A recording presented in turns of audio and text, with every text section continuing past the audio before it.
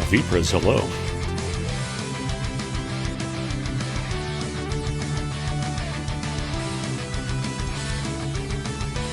I see you've come to laugh at my grids.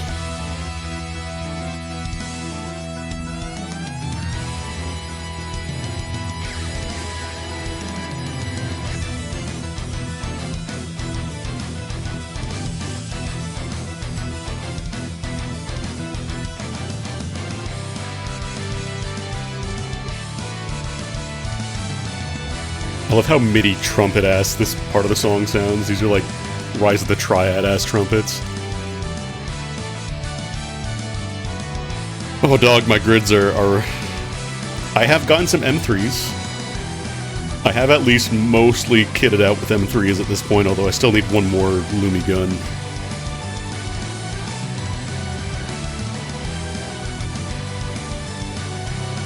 I know there's other setups that use more, there's some that use less, but I feel like 3 is kind of the baseline that's recommended for most. For Magna Omega grids, at least. But then there's some that's just like... I don't fucking know, Nilakantha? Nilakantha's still good, right?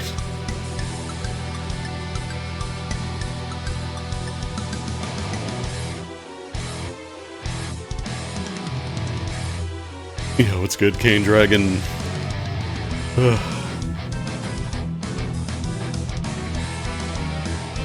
You know what, you're right, it does have stamina, that's true, stamina's good. A little bit of stamina's good anyways. I feel like most grids don't go for like a ton of it, but I'm also baby M3 boy, so... Just walking with my 2.5 Lumi guns and being like, what can I get for this, please? Can I please fight Versuzia now, please?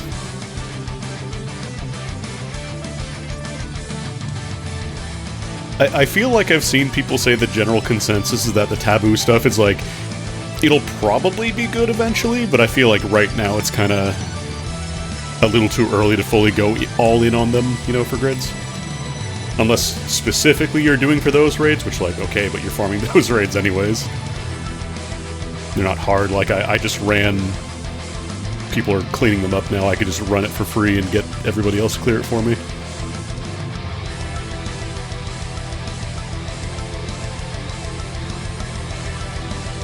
Because these are only the first 2 raids, I'm sure they're going to add for every element eventually.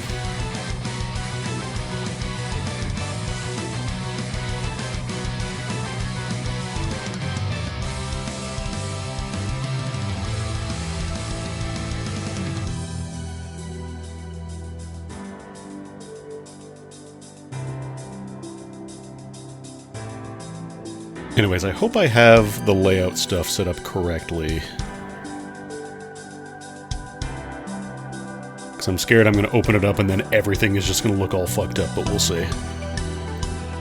Okay, good. I'm going to keep the wiki handy because it's probably going to be important. Also, I might do... Maybe I'll do like a little fontificator window, because it's going to get, like, the chat box is going to get overwhelmed by all the text on the wiki, so I think I'll do that.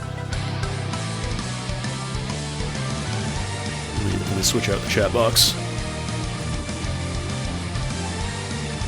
I'll just use my, I don't know, Metroid chat box sounds fine.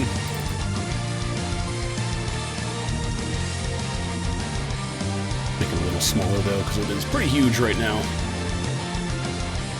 Or actually, no, maybe I'll do a transparent one. One second.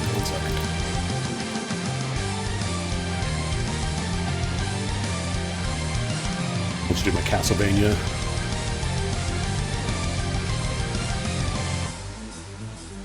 Oh no.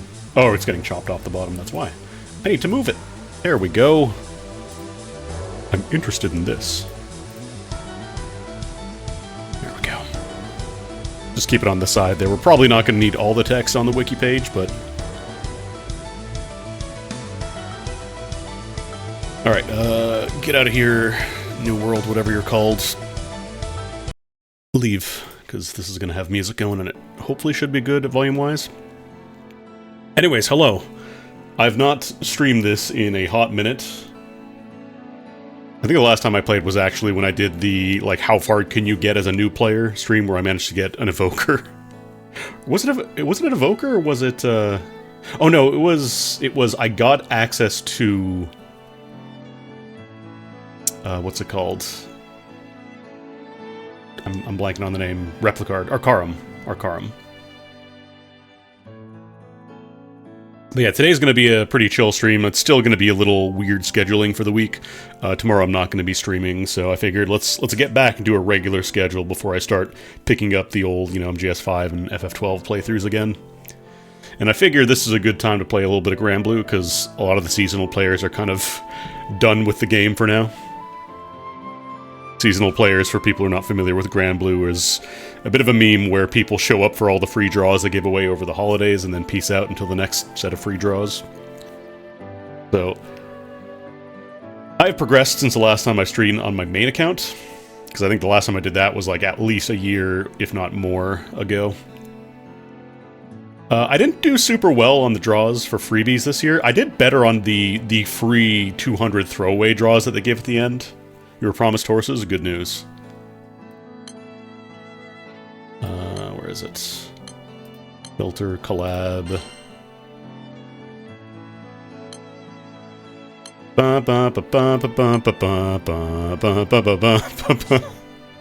This was actually added in a while ago. This is...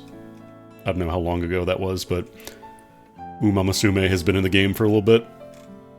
Although this year the Horsegirl is not an Uma Musume collab, it's just like a standalone character. Where is she? Sandira. I had to spark her because my rolls on the big New Year's banner, the one with Caesar and Versusia, were dog shit. I did not get any of the rate ups, and I think I don't know if I got any characters that weren't already Gold Moons. I think I just got Gold Moons. But, I did a lot better on the 200 rolls they did at the end on the 3% banner. But from, I think Joel is the first one that I got from the set of freebies. So I got Joel, I got, who the fuck are you? Erica. I got Seasonal, Kane, and Saruel. Got another Mirren, this is just a story character. How the game has been since he quit roughly a year and a half ago. They finally wrapped up the first arc of the story. They are now in chapter 2 of the main story. I got Luo, I got Siegfried. I got Lamorak for my free draws. Apparently he's quite good for like a non-limited unit. Then this was my Spark, just Sanshiro, whatever it is. And then the last 200 I got Amaterasu, Jasmine, another Siegfried, and who are you? Hecate. I was tempted to get the Versusia summon, but I didn't want to because from what I understand, like, she is considered very good, but you kind of need a fully set up grid to take advantage of it. And, like, I'm not nearly that point. They made it to Elysium! They made it, Pyra! But yeah, this was my haul for this year, the free draws. Not terrible, but like in terms of the New Year's stuff that actually has the good stuff, like the big one, I did not get much of anything, so I ain't complaining about free 4 new characters on the 200s. Let's go look at my grids. Let's go laugh at my grids now, shall we? Alright, so I still have not gotten to the point where I'm really setting up teams for individual raids now. I really need to. Also, at some point an EXB setup got added. I don't know why. I don't know what that's for, but it's there now. So this is my light setup. I got Mugen and Dahan because they're pretty classic combo. I got Sandalphon over the past... did I spark him? I think I might have sparked him. I don't remember. I don't remember where I got Sandalphon. He just showed up one day on my doorstep. This is my light grid. I've got 2 of the Lumi guns. This is Dark Opus? No, this is the Angelic. No, this is a Dark Opus weapon. I'm still using Lumi swords because apparently they're still alright. 6 soul staff, whatever that is. 5 soul staff, whatever that's called. There's the the Angelic weapon. Here's the dagger of Bahamut Koda. And then the Lumi sabers are also apparently pretty alright, depending on your team, but this is very just like... It's the best thing I got. The exo weapons are apparently pretty good, though, for main hands, so... Right now I generally use Mana Diver. That's kind of like my daily driver stuff. And then summons I'm running... well, this is my burst team, and I think I have one for like more longer form stuff, but I got Bubs, we got Metatron, 6 Dragons, the 6 Wedges, whatever it's called. I don't know if there's any better... like, I've been using them mostly just for utility. I might actually want to slap on 000. That might be better. I might slap on 000, because I'm really not using Grimnir anymore. Grimnir was kind of a crutch for when I couldn't survive a lot of fights. But I've got 000 fully uncapped, so let's go ahead and slap you in there, because that at least works pretty nicely.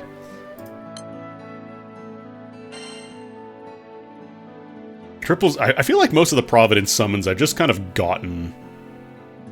Like, I've never actively hunted down my Providence summons. Like, I think I have another full uncap of Bubs sitting in my crate. And possibly Belial, too. But yeah, I've got Belial on sub, and then I've got the, I think I have all of my damage Arcarum summons capped out now. And I might consider doing the HP ones, because those might be better for high level, for, like, survival stuff. Right now, it's just kind of like, I need damage. I need to get as much damage. Then there is... We'll go to Wind. Most of these are going to be my burst compositions, so you'll see a lot of Bubs at the start here, but... Yukata Vania... Despite the fact that... When did they release Grand Narmaya? She just still does her job very well, in that she just does a fuck ton of damage. I put out a ring on her, because... Get that damage even higher, girl. And then I got Swimsuit Galleon a while back, so... She's apparently very good on Wind comps, just full auto. That's generally how I play the game, mostly, these days. So Galleon is apparently very good, but I've also got other good Wind units. I've got, what's it called?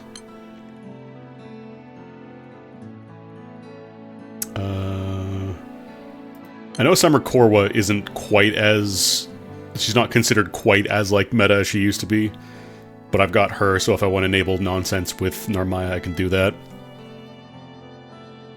Rasusia specifically as a replacement for Bubs as a main summon. Conditions are sub to unworkable. I have both of the cats. I have both Grand and normal style EWR. My win roster is pretty alright, I gotta say. Grimnir. Yeah, EWR is, well, Grand EWR. Regular one, not so much, I think. Also, I got Kaguya at some point. I don't remember when. Oh, I think it was last March. Yeah, I got Grand Vane at the end of last year's New Year banner. I think I got one of him. Or possibly on the free rolls they were doing. I don't know. But yeah, apparently Lamorak, this guy here, is quite good for like a non-limited unit. Oh, Crest Gaming. Hell yeah. I haven't actually really built any crest teams. Like, I have characters that generate crests, but if you ever say this correctly the first time, you win $1 million, by the way. Smaragd Nibble. So that'll be good for a crest team.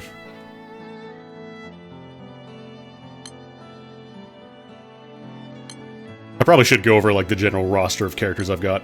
So my win team is actually looking pretty alright. I've got my 3 Tiamat guns. I got the EWR dagger. I'll use that as a main hand.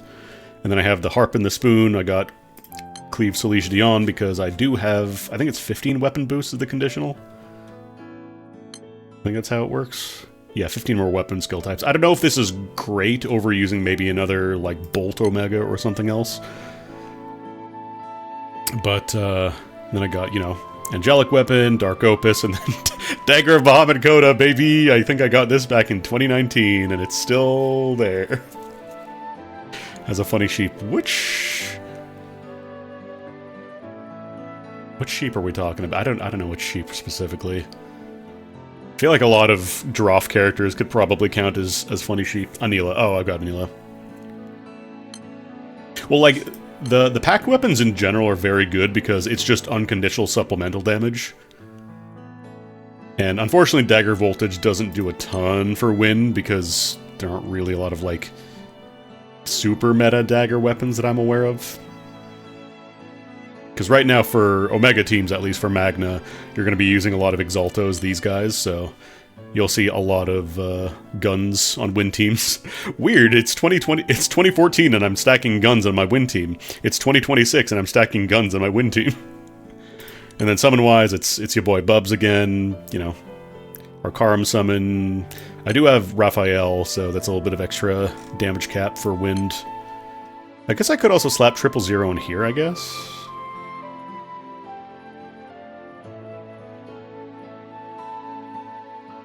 An option. Then we got Fire. Fire Squad got very strong over the last time I streamed this, I'm pretty sure, because I did not have Grand Zeta or Percy, and now I have Grand Zeta and Percy, so I had Mikhail for a while.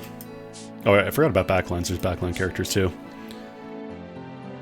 But, I think I have all the Archangels aside from Raphael, I think, from Wind. I think every other element is covered, so...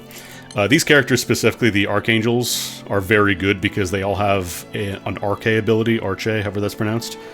And this just gives a bonus effect. It's functionally like having almost like a 10th grid slot for having them on the team. They don't even need to be in the main slot. They can just show up. They just show up in the back line, and they buff your entire team for doing so. But Mikhail is also very good, because she can give instant charge attack standby, lots of debuffs passively going off, delays. Just very, very good in general.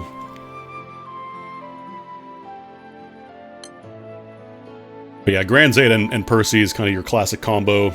They work very well together because they enable lots of regular hits.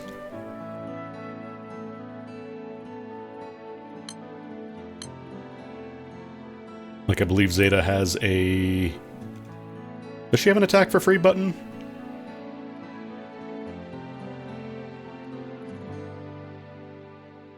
I don't remember if she has an attack for free button, or if it's just... What does this do? Oh no, that's right. She consumes her charge bar to get triple attacks and stuff. That's what it is. So Grand Percival just does a lot of good stuff. There's Nilakantha, baby! That's my main hand. What are good fire main hands? Please tell me for anybody, I guess. I did get Boogeyman. I know they added a couple new classes. I still don't have like Fighter Origin though. I think that's a little ways off. But here's my fire grid. We got Lord of Flames. Because Scarlet Convergence, it's pretty good. It's kind of similar to a lot of the other... I think it's the Earth Staff, I think. Oh, she also does skill damage. And then Crimson Scale is another packed weapon, so packed weapons in general are pretty good. Then we got the Colossus Canes. These are new Exaltos. These are the ones that get even stronger every time you have Iron Flame, which is going to be a lot of your grids if you're playing free-to-play. Then we got the old, you know, Dark Opus, you got the Angelic, you got Dagger of Bahamut Coda, and then Soul Remnant apparently is kind of like the last holdout for good astral weapons these days. Because it synergizes very nicely with, I think it's... Does this get Axe Voltage? It does. This one gets Axe Voltage, so... the voltage skills basically boost your attack based on how many of a specific weapon type are in your grid, so it synergizes nicely with that. I don't remember this... Yeah, this Scythe of Renunciation also is an axe, the Dark Opus. Still gonna uncap these fully, but that'll be a little while. These are staves, right? Yeah, these are considered staves. Because, like, I don't know if I would want to run maybe another Colossus Cane in my main hand, or if I would just keep Nilakantha for some stamina. I'm not sure what the numbers would shake out to, but I would have to farm another cane. How do you play this game? That's a great question. The goal of Grand Blue Fantasy is to stop playing Grand Blue Fantasy. And by that I mean the goal is to optimize your teams and summons and weapons enough so that you spend as little time actually attacking. And also, you know, you quit a game because it's a gacha and it's, you know, a little predatory. This is my oh, I think I swapped the order. This is my long form team, so this is more, I got my Colossus Omega. I think I have them all to 5-star minimum at least, but I need to do the uncaps. We got the Sun. I have her in my main slots because her call is actually very good. The call allows the first, second, and third position characters to attack multiple times. When does the grind stop? Oh, the grind never stops. We've just begun. And then I got Mikhail in the back line because her call isn't bad, but I'm kind of hurting for slots here at this point. Like I might actually replace Grimnir in this for another 000 too. Just because it is more raw stats as well, so it's a little more damage. The only problem is the charge attack focus summons aren't as great on Mana Diver because Mana Diver generally does not do a lot of charge attacking. You spend your gauge for additional effects on your attacks and not to do charge attacks. But yeah, there's my fire squad, my daily driver. I also have my old, where is it? This is my old setup from when I had like mostly a primal squad, so I still have like... Actually, Summer Medusa is still very good. Like, she's very good at long fights and just kind of keeping you alive, but I don't know how meta she is in like the higher end stuff. Oh, fucking AES still, Jesus Christ. Disgusting. Ban this sick filth. This is just my whatever team needs leveling up at the time or just collecting pendants. So there's just a bunch of random bullshit in here. This does not matter. And here's the water squad. We got... I actually lucked into a lot of these, like, last year, because I think Paella was my spark target because she was really good. But also... oh no, Paella was 2 years ago, spark target, sorry, because last year was Indala. But I think I got Europa and Gabriel last year, just from the random free draws they were giving away up to that. But yeah, they finished the Zodiacs, they have done the 12 Generals, the horse has been completed. So now that'll probably be the next 12 Buddhas, or however many Buddhas they want to add. That's my guess for the next seasonal, yearly limited thing. But yeah, Europa's very good as just like a general healer that does not need to cast heal spells directly kind of deal. Also really good at just keeping your team alive, lots of good buffs. Double Strike is always nice. And then, oh, yeah, great. Oh, right, I forgot. Using the back button this game is kind of fucked.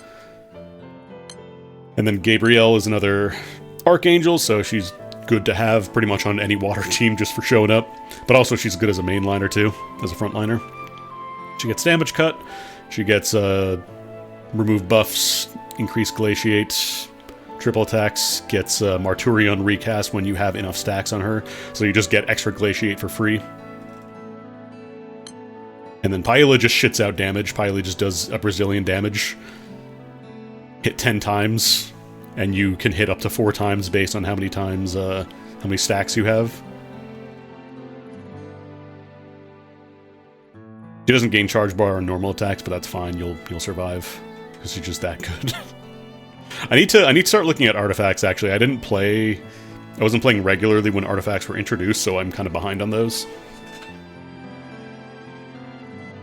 But yeah, Europa and Gabriel also makes sense lore-wise, because I believe Europa is the disciple for Gabriel, so it makes sense that they synergize pretty nicely together.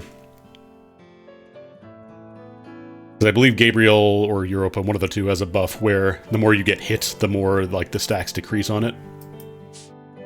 And then Haselia will eventually be like there for the backliner because she is apparently bonkers fucking good as a backliner for evokers. Also, might be good as a frontliner, I don't know. I don't know what the evokers are like these days. And then Uruki just kind of... I slapped her on there because she gives a little bit of extra Ocean Soul buff. Not as much as Gabriel, though. And then weapons, we got our triple dagger set up. I'm main-handing Dark Opus because I don't think I really have a better option. Like, I could main-hand the dagger, I guess, but I'm going to need the Dark Opus anyways. What is the charge attack on this even? Armor effect to all allies. Deluge... Oh, that's right, this causes crests as well. She's the most powerful evoker as a frontliner. Well, how about that? Oh, okay, so you introduce her in the backline and then throw somebody in the front. Maybe I could slap in a death summon there. But yeah, I have Leviathan Rebirth Axe for stamina. It's a pretty rare source of stamina. And then I have the Altruism Staff because every single one of my team members in this squad is a staff proficiency user, so... That is a fantastic bit of synergy.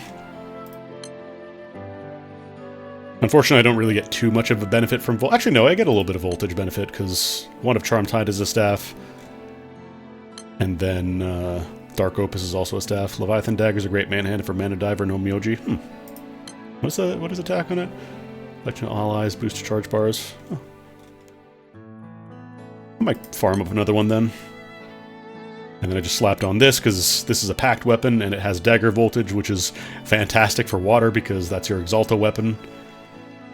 The voltage just gives you a ton of extra damage for no real extra opportunity cost.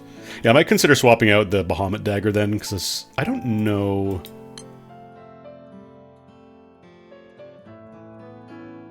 Because I think these are all primals that my front line is? Oh no, this is... Okay, she's Droff, so she's the only one who doesn't benefit from dagger, but these are both primal, so I get benefit from Bahamut dagger. And summon-wise, it's, you know, Leviathan. We got Gabriel because... Oh, did it just... It just downloaded a picture there. Oh, because I have gestures on. I'm not sure if I want to keep Europa because the revive is nice, but I don't know if I want to. Did I miss the free fully upgraded ultimate weapon from last year? I think so. Was that a limited time thing? Because if it is, I missed it. Or if that's the one you get from doing the Knick-Knack Shack, then I don't know if I've done that yet. Place Europa 000.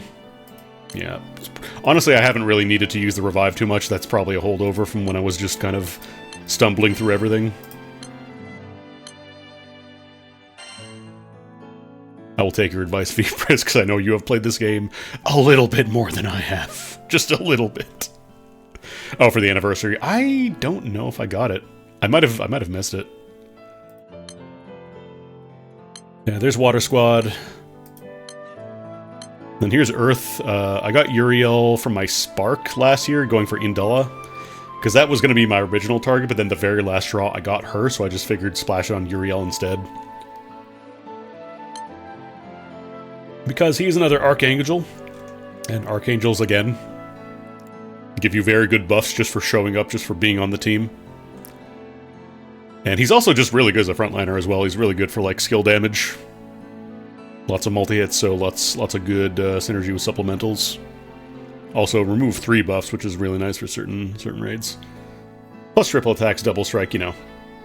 He's good. The Archangels, in general, are very good. And then Olivia apparently got a bonkers buff, because she's not, like, a limited, she's not a grand, she's just a regular character, but she became, like, one of the best Earth characters in the game after they buffed her.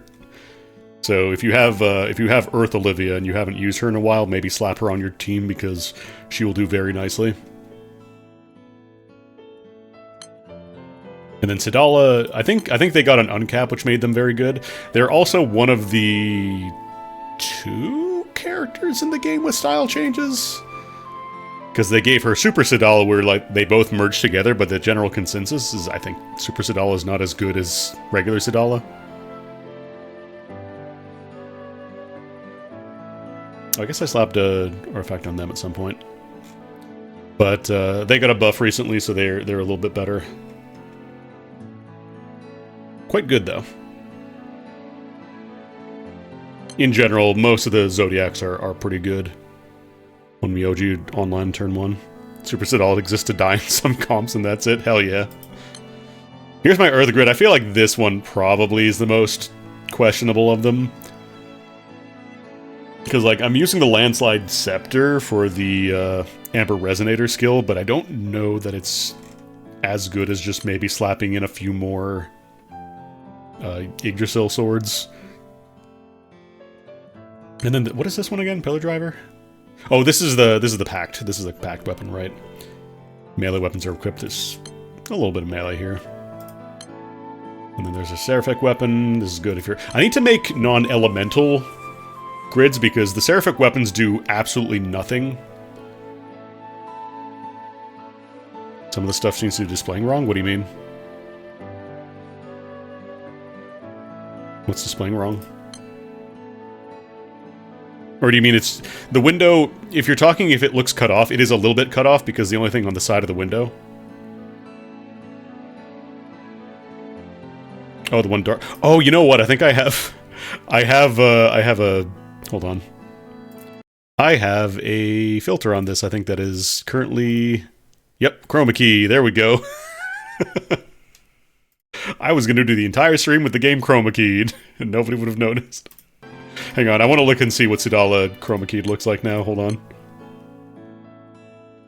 Permit me 1 second here.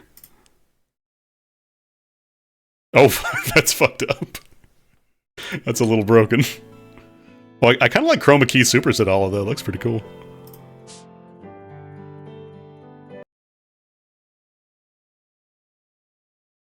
Maybe I'll set up a redeem for chroma keying specific colors. I wonder if I could do that.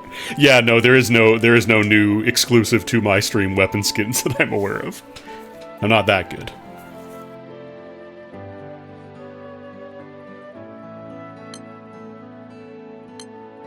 But yeah, this is my Earth Grid setup. I don't know about main hands for Mana Diver, because like right now I'm just using Zircon Edge because I don't know. It's progression, but I do have the Exo Dagger, but I don't know if it would be better because apparently this is only good if you're using charge attacks. But I only have it 4 on caps, I don't have the 5th one. And then I don't know if I don't think I have the other Exo weapon. If there even is one. I think there is. Because like Exo weapons are generally good as main hands. But I have it with attack at Awakening level 10, I just don't have the last uncap. Because the skill for this one specifically wants you to be using charge attacks. And Mana Diver, like I said, I don't have the Agastya Manatra, so...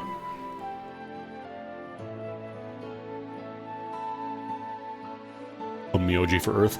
I haven't really looked into classes other than Mana Diver. I unlocked Boogeyman. I've used a little bit of Boogeyman, but I haven't really used too much outside of Mana Diver. I should probably look into getting Fighter Origin, honestly. What does that require? Could I reasonably do that, or is that just like, nah, dog, you don't even do Revan's raids yet, let's get out of here.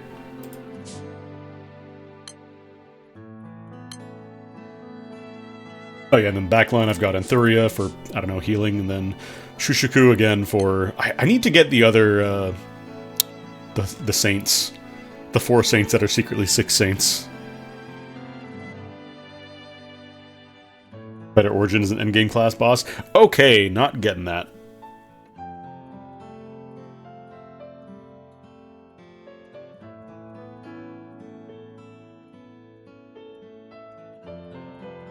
Yeah, she's just kind of here for the 10% boost. I need to look and see what sub-auras are present on, like, Earth characters to see if there's any better options. And then summons, it's, you know... Actually, I got... another thing I got from the Rober series, because this is a relatively new set of summons that were added, which give you supplemental Earth damage if you're above 80% HP.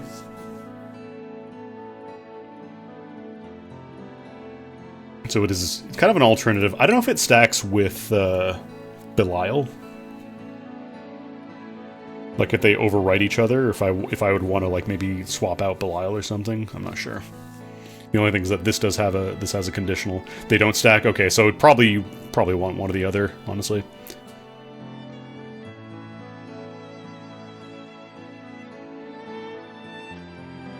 But yeah, I also got the... what's the other Rober character that I got? I just pulled it randomly, sort by SS Rare. Cassiopeia?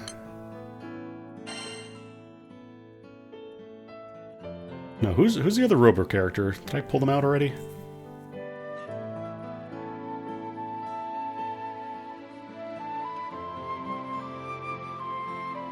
I don't know who the other Rober... I got one. I don't remember which one it was, though. I don't think I pulled it out of my box. And then... if that's the case, I might swap this out for 000 then. Noticing a pattern here.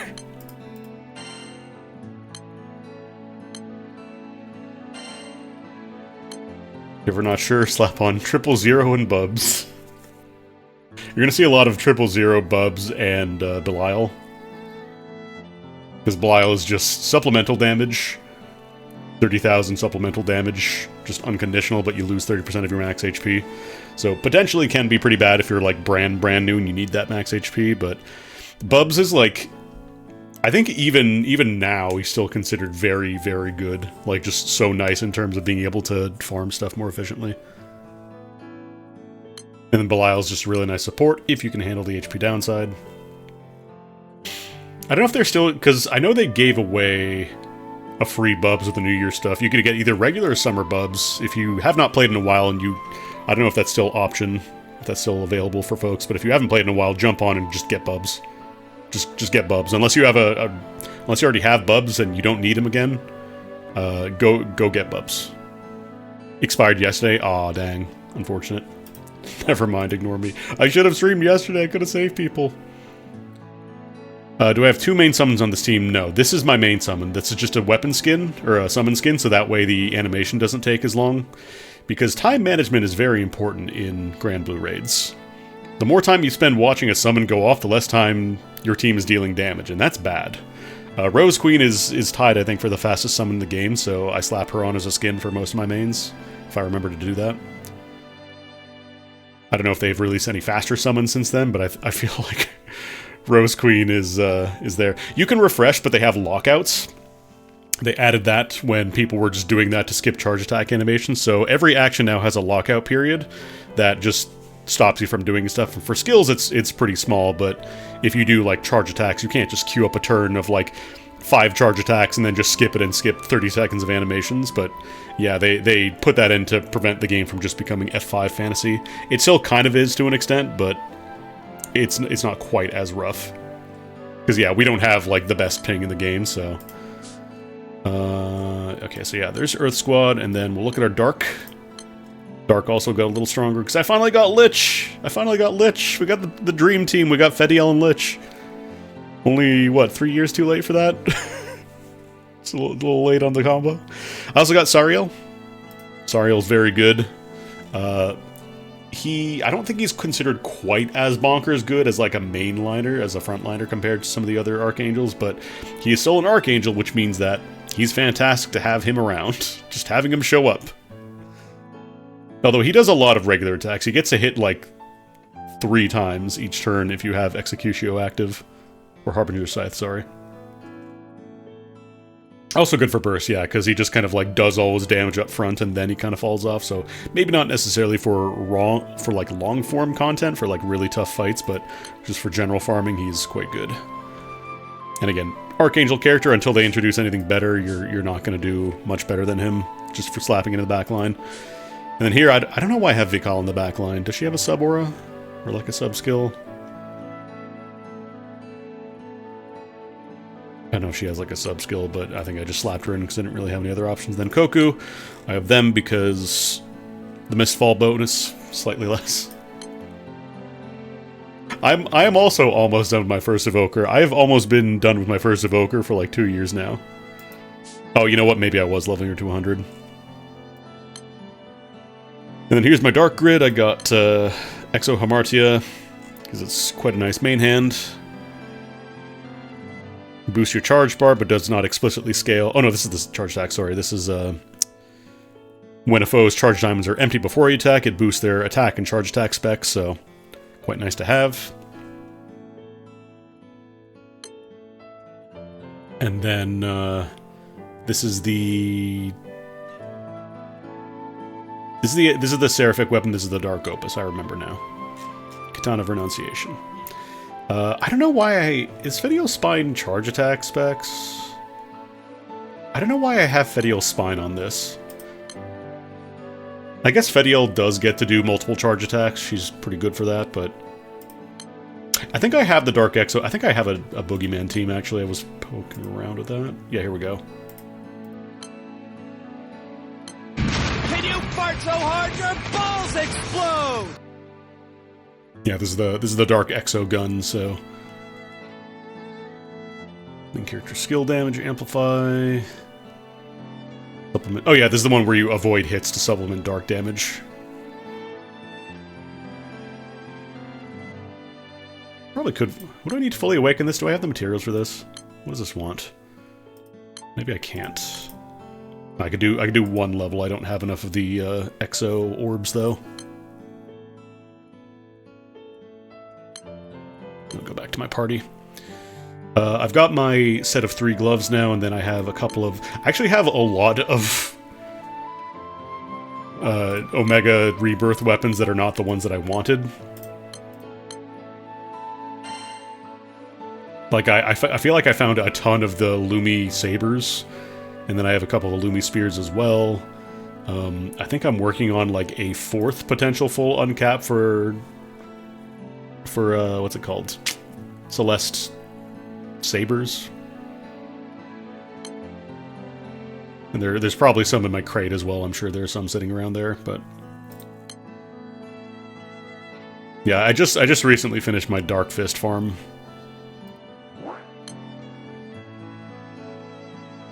I also switched out the team for Ilsa. I don't know if I want to keep Fediel, because, like, even if it's not necessarily for charge attacks, her...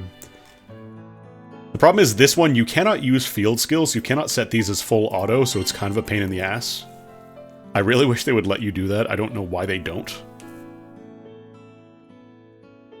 But you can't set field skills for full auto, same as healing skills, so you just kind of have to manually click the button every time if you want to get all of her, so... all out of her, so... my roster looks like... Just looking at my Dark Summons real quick. 000, Wedges of the Sky, Bubs. Just kind of Grimnir hanging out. My roster looks as follows. We'll sort by obtained. So yeah, this first page is kind of my set of most recent pickups. I get Ultimate Friday, which I'm very happy about, because any character who's only meta on a single day is very funny to me. Additional effects to Friday skills on Fridays, JST Friday, so you have to keep in mind the time difference. Yeah, I got Halloween Vajra. Apparently she's quite good. I haven't really tested her out too much yet, though. I don't remember which of these, because like I'll roll the free collab draws whenever they show up, but I will never spend actual rolls on them. I don't remember if it was Is it Kaoru? So I think he was the gacha character, so I got him, or one of the gacha characters. And then, yeah, Shinji and Rei were free. I got Holiday Uisis... No, that's not Uisis. That's Sarawell. Uisis is a different character. And Holiday Kane. I'm not sure if they're any good at all, but I got them. They're limited, so I'm happy to have them in the squad. Lamorak, Horsegirl. Apparently she's a very nice combo with Fire Atom for Summer Atom, I think. Because they're more focused on like charge attacks, so they're quite good. And then I got Anna, I think apparently was an SSR at some point, but I thought this was Thor for a second. No, Alethea, Kurapika, Summer... What was her name? Hacelia. Killua Zoldyck. There's Summer Atum, so I'm probably going to set up a team for them. Yeah, Grand Siegfried is really solid, I think. And yeah, I got Summer Katura at some point. Again, most of these... I feel like I'd get better results when I don't plan sparks or try to go for a specific character, but just splash rolls at random. Because, like, yeah, I got a lot of the limited characters. I got, apparently a lot of really good, like, limited ones just by rolling random. Like, I got Summer Lich, somewhere is Summer Vampy, or Yukata Vampy, Yukata Vicky, what else? Oh, she got an uncap at some point. Is that Abby? I think that's Abby.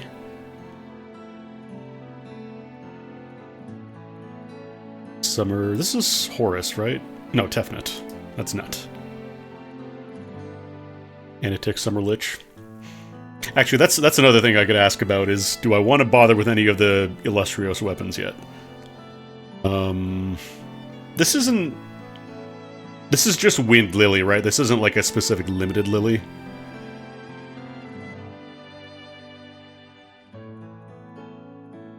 Naja, Joy I think was last year's free character. Just regular Wind, okay.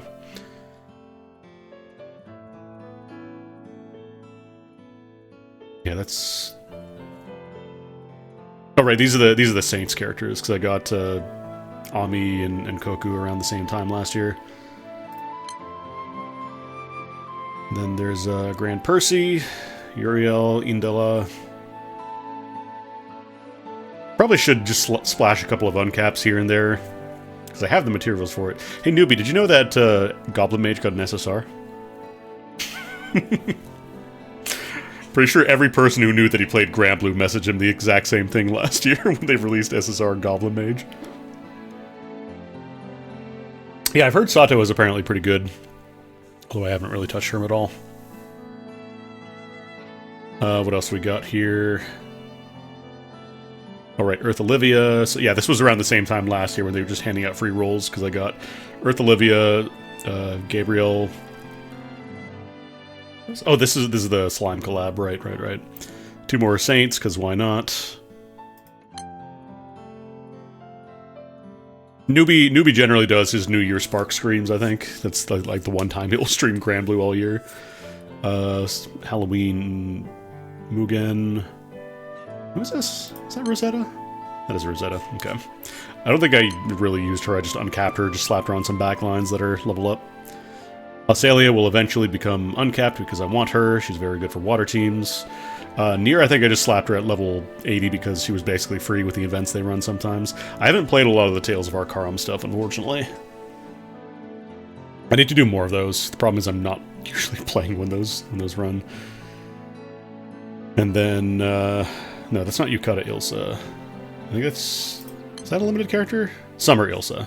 Not Yukata, specifically Summer Ilsa. I don't think she's considered as good as Yukata Ilsa. Then Summer Galleon, apparently very good.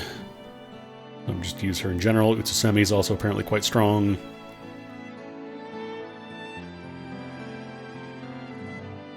If there's any characters that anybody sees like, holy shit, you need to level this character up right now, they're fucking cracked, please by all means feel free to tell me. I love how Magus functionally is just Magus, because there is no regular Magus yet.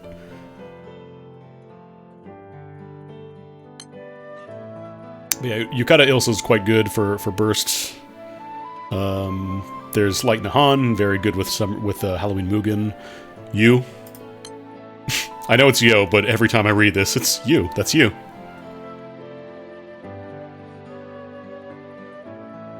You'll be charcoal. You'll be charcoal. Lamretta, another collab. I think the My Hero Macadamia collab was the last time they did no collab draws. I think that was the last one before they started adding those. Are there no regular... I was about to say Evoker. Are there no regular Egyptian squad? Just use Horus team. That's fair. Ragazzo, apparently his deal is just to kind of show up and explode and then make room for somebody else. Oh, I forgot Water Korwa, whose uncap art is like more horny than the summer version, which is usually the other way around.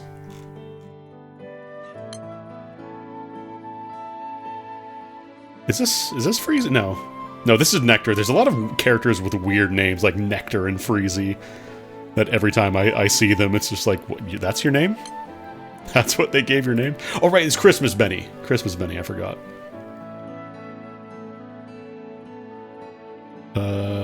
Which Katra is this? Holiday Katra. I feel like I have almost all the Katra variants, if not all of them.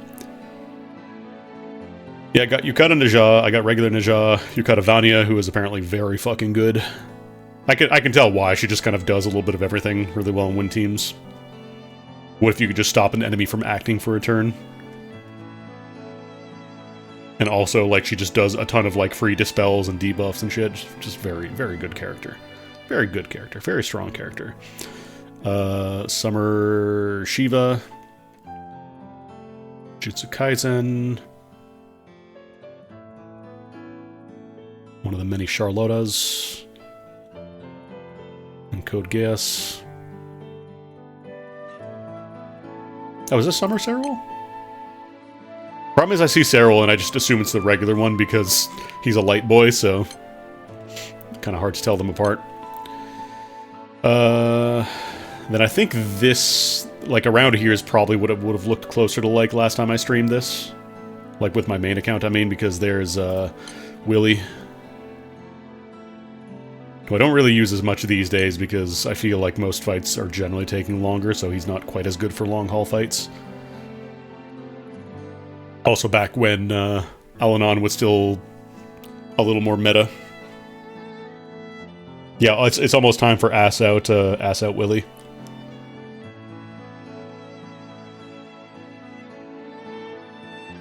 Which one is Summer Mirren? Is it Summer Mirren? What do you do? Healer. Summer Heat, Blind, Attack and Defense are lowered.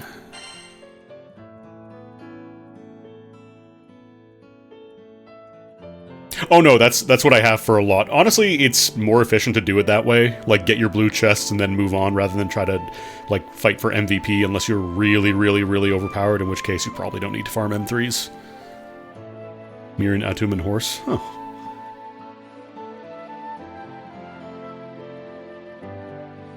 Dodge and counter. Oh, I see. This gets used automatically, so it's not as bad for full auto.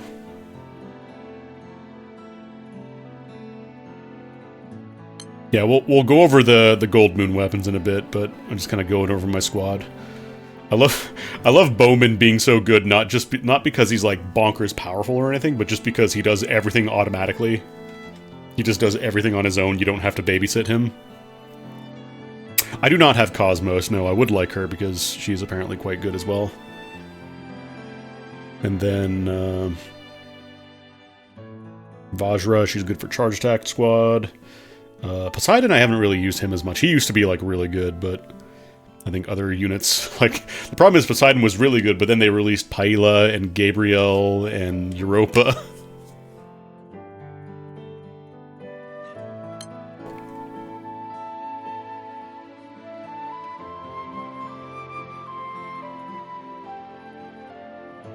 Super Dumb breaks Dark Rivons in half. I think Cendrillon is the one who uses money for her attacks. Yeah, you pay 10,000 rupees for an extra charge attack. Which 10,000 rupees is nothing. You can literally buy a Brazilian rupees for no extra effort by using Skyleap, but... And then this is right, green is Grand. You can tell Grand Eviar because she's green. Grand.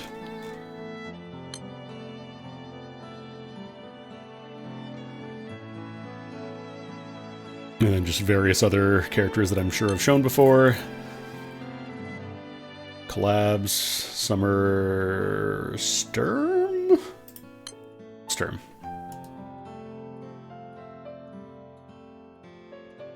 Dante, Wamdus. Apparently Fire Wamdus is good, but I don't have her. Regular Lily. This is Holiday... What's her name? Magisa? These are... I think this is the FF11 collab that ran a while back. And then... Grand Narmaya. Still fucking powerful. Oh, that's Summer Magisa. I thought that was Holiday Magisa. And then Fediel. Who I got way before I got Lich. Still a very good character, though. Gets lots of charge attacks and lots of skill hits, so good for supplemental for both sides of that. Kupitan's quite good at 5. Ooh, it's Kupitan. Are you Kupitan? You're Kupitan. What is your deal? You're water.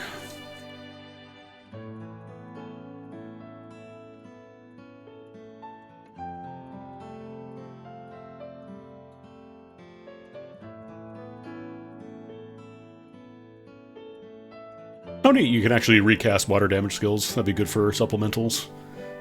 She has lots of multi-hits as well. Light of Pepsi. The problem with the Steam version, it's going to be easier to join the game. It's not the same server, though. You will not be able to transfer your progress over. You are starting fresh if you're playing on Steam.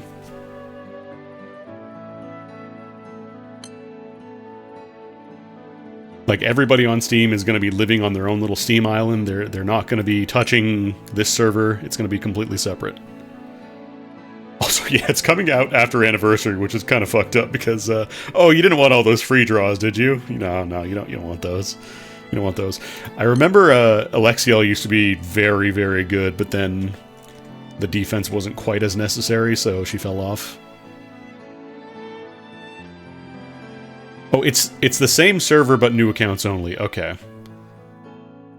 Alexiel is very good again. Oh, neat. I'm glad I leveled her to 100 then.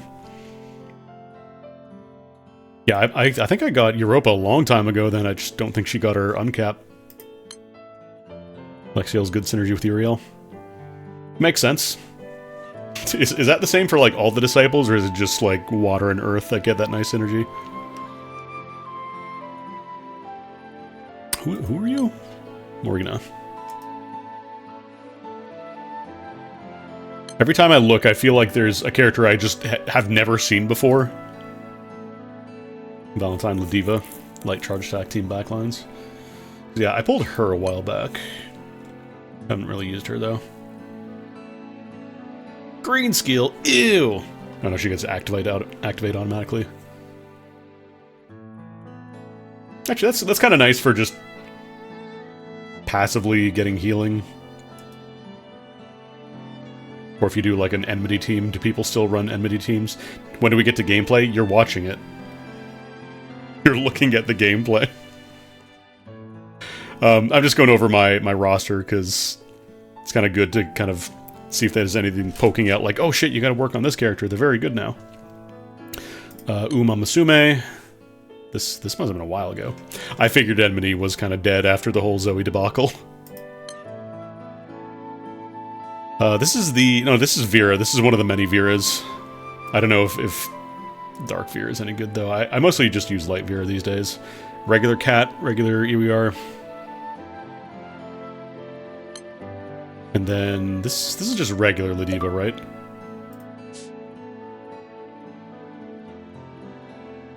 Yeah, I think that's just regular Ladiva.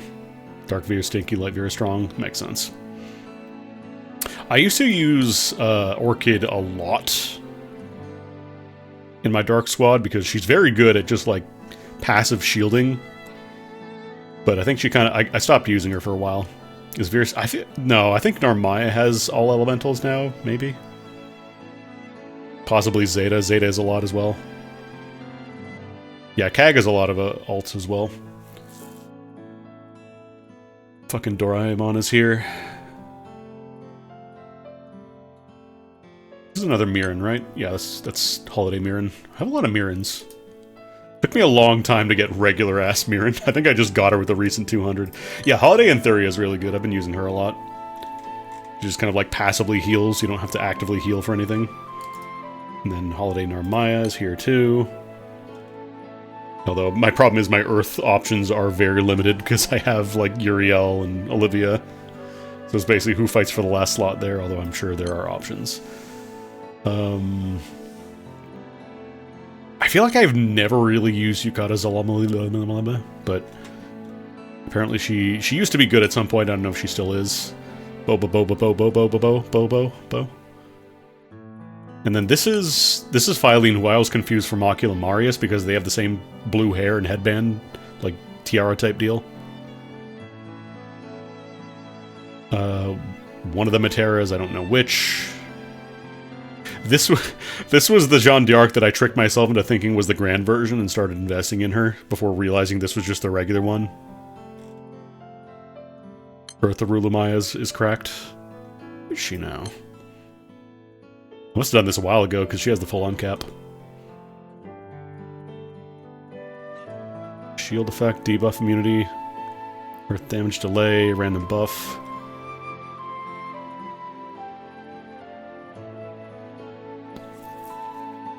Water damage reduction, to cut all allies debuff duration when a foe uses a special. That seems pretty solid.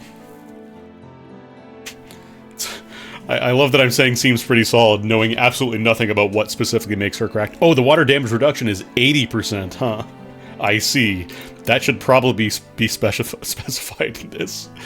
That's one thing I don't really care about Grand Blue. I don't really care for is that a lot of things are just gives a big bonus to light damage, reduces damage. Like numbers would be fantastic. I would love to see a number or two. Then there's Light Vera, who people put me on to when I streamed this a while back, is apparently also very good. She just gets to be invincible, basically.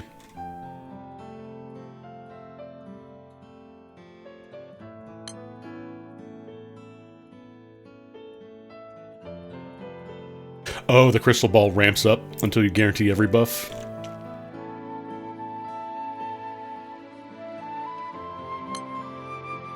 Oh, I see what you mean. Boost damage by how much? Yep. Sure does. There's Drong. Light Fair. I know she got an uncap recently, so I put her at 100, but I don't think she's like bonkers good or anything. Just like a solid light unit. And then Katara, who was already pretty good for wind and then became even better with her uncap.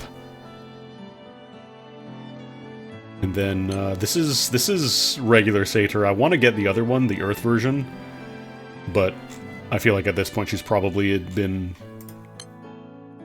kind of outshined by other characters. Katara is uncontestable in endgame. Yeah, makes sense. Apparently Hellas got an uncap at some point. Is this a Fate episode uncap? What is this? Bright Spirit. Oh, this is the one you get for doing the Omega raids. You just convert them together. Yeah, sure.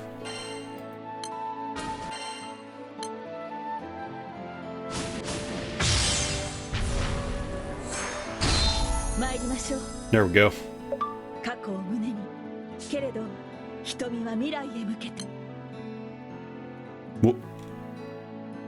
What did I do? What happened? Oh, I'm looking at uncaps. That's why characters are just grayed out. One sec. Let me go back into the character minds here. We're almost done.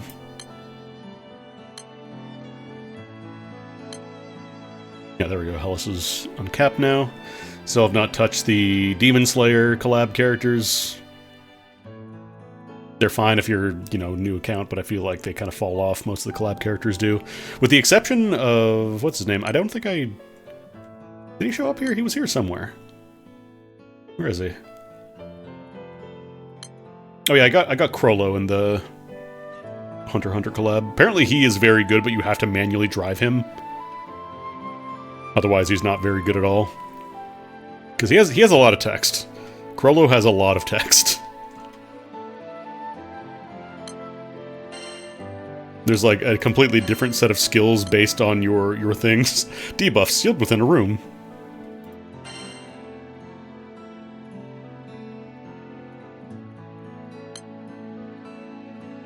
But yeah, I haven't really played around with him that much yet.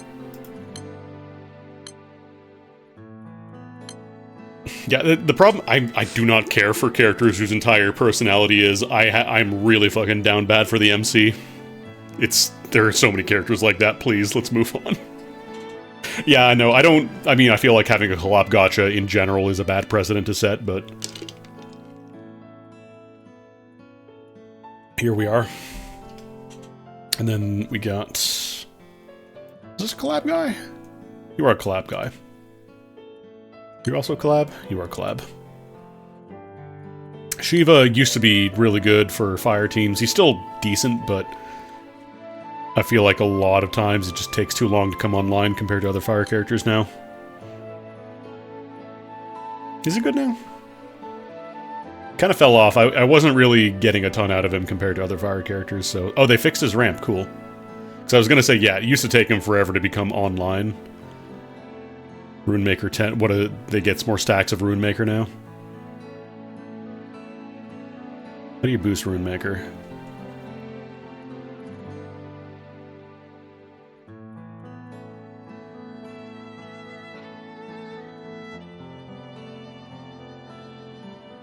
Oh, he builds from triple attacks.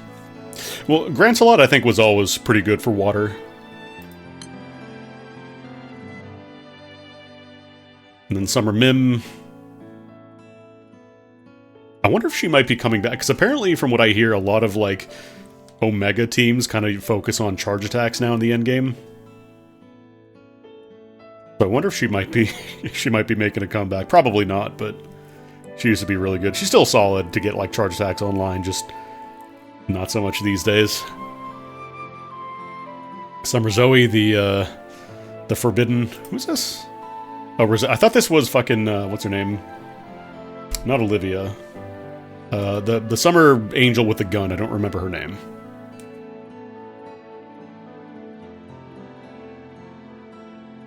But yeah, Summer Zoe caused a lot of problems. One of the rare Grand Summers, because functionally she is a Grand, but she was introduced as a Summer and completely broke the meta of the game because of this guy, Conjunction. What if we could reduce all of your HP to 1 and just turn on every enmity effect in the game? To the point where they were using her in all elemental teams because she was just that fucking good. And they kind of reined her in eventually. They reined in, like, they added conditionals for a lot of raids, so any kind of non-matching elementals did reduce damage or were penalized in some way. So now, these days, she is mostly just a funny artifact of the way the game used to be. And I don't know that they're ever going to buff her because it caused some problems. Who else we got?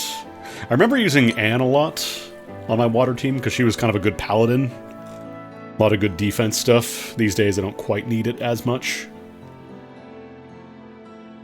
Also, yeah, enmity kind of scaled out due to the introduction of, like, M2, M3, Revan's skills, that kind of stuff. Revan's weapons. Oh yeah, Kane did get a 5. How about that? What do you need to uncap? Oh, I gotta do a Fate episode. I'm gonna be honest, I have... Oh, god damn it.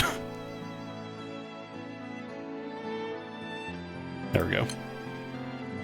Learning to navigate the menus in Granblue is a fucking nightmare. Who are you? You apparently have a 5-star. Uisis?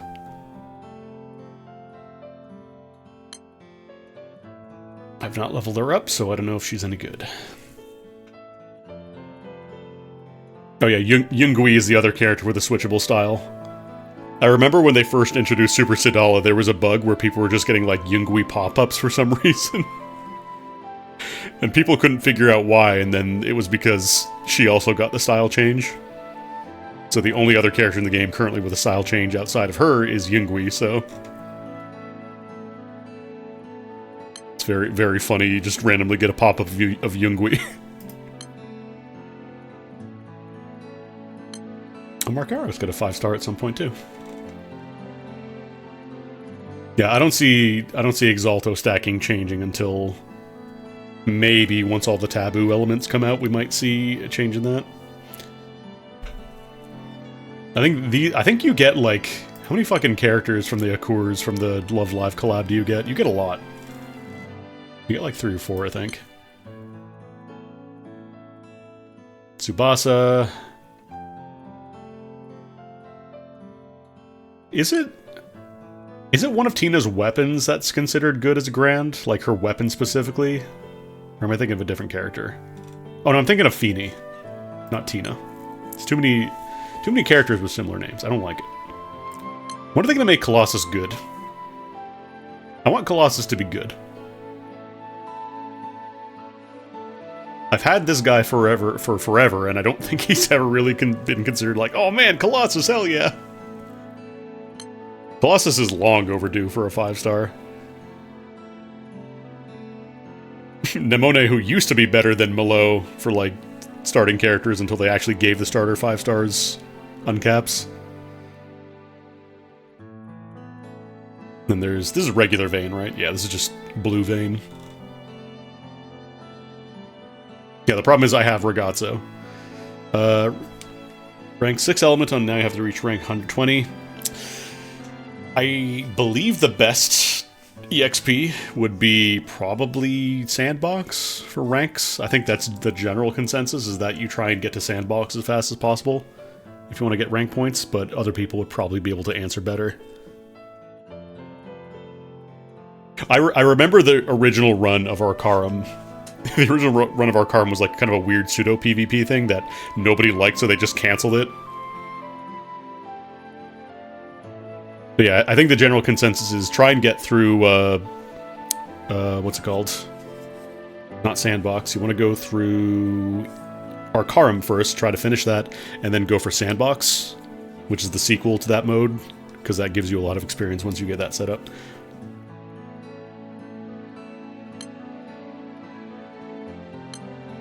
Uncap for Rackham. What do you need? Is that a Fate episode? Yeah. Someday. It takes everything in this game takes a while. It's not a sprint, it's a marathon. Hated Arcarum so far. Oh, bad news. Bad news, you're still limited to the one grid, you don't get a support summon, but you at least do get some extra stuff with the guidebooks in Sandbox. Which is pretty nice. What else do we have here? I feel like I got Noah and was really hype about getting him, but I've never really used him. I have never touched Noah.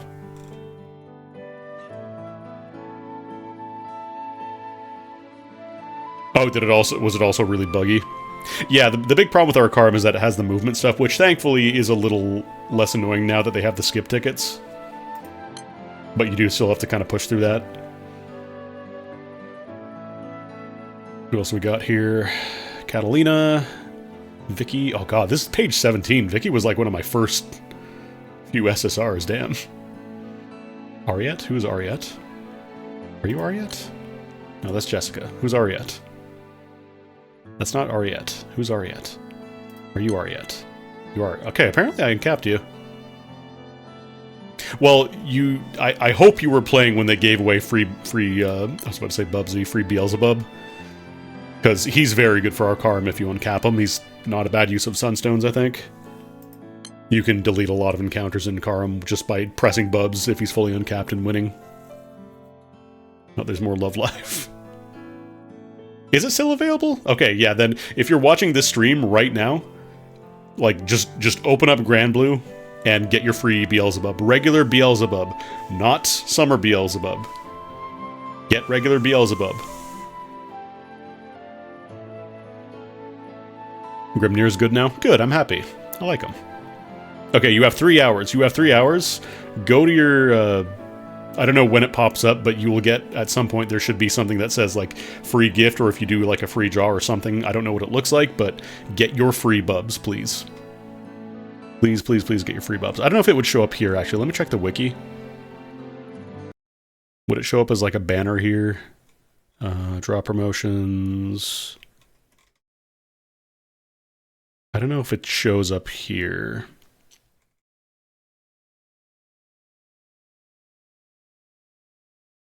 Oh, there's a gold chest on the top. Oh yeah, this one.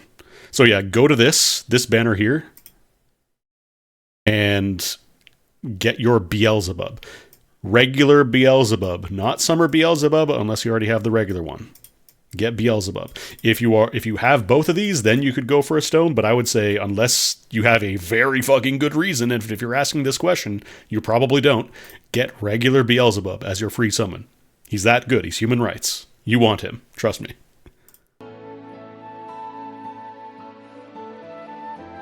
Yeah, you might have to do a free pull for the day, but do your free pull. The first time you successfully get 10 free part draws, you probably have them if you're a new player, but just I don't know if it's possible, but please try. Because this is such a good giveaway for new players that missing this is not fun. Alright, what other characters have we got here? Oh yeah, Summer Koro I think was also one of my first big pulls. Very good at enabling any regular attackers. The only problem is you have to manually press the button, so requires a lot more babysitting, but it's a pretty classic combo with Grand Narmaya, if you have her.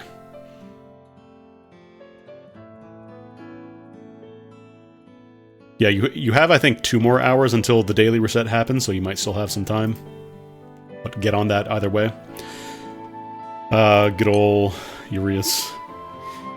Kinkyu no Seikada. Kinkyu no Seikada. I don't use them that much these days because random debuffs aren't quite as good as just getting, you know, fucking Yukata Vampy or something. Yet another Sieg... I don't know if I have every Siegfried. I might have every Siegfried at this point.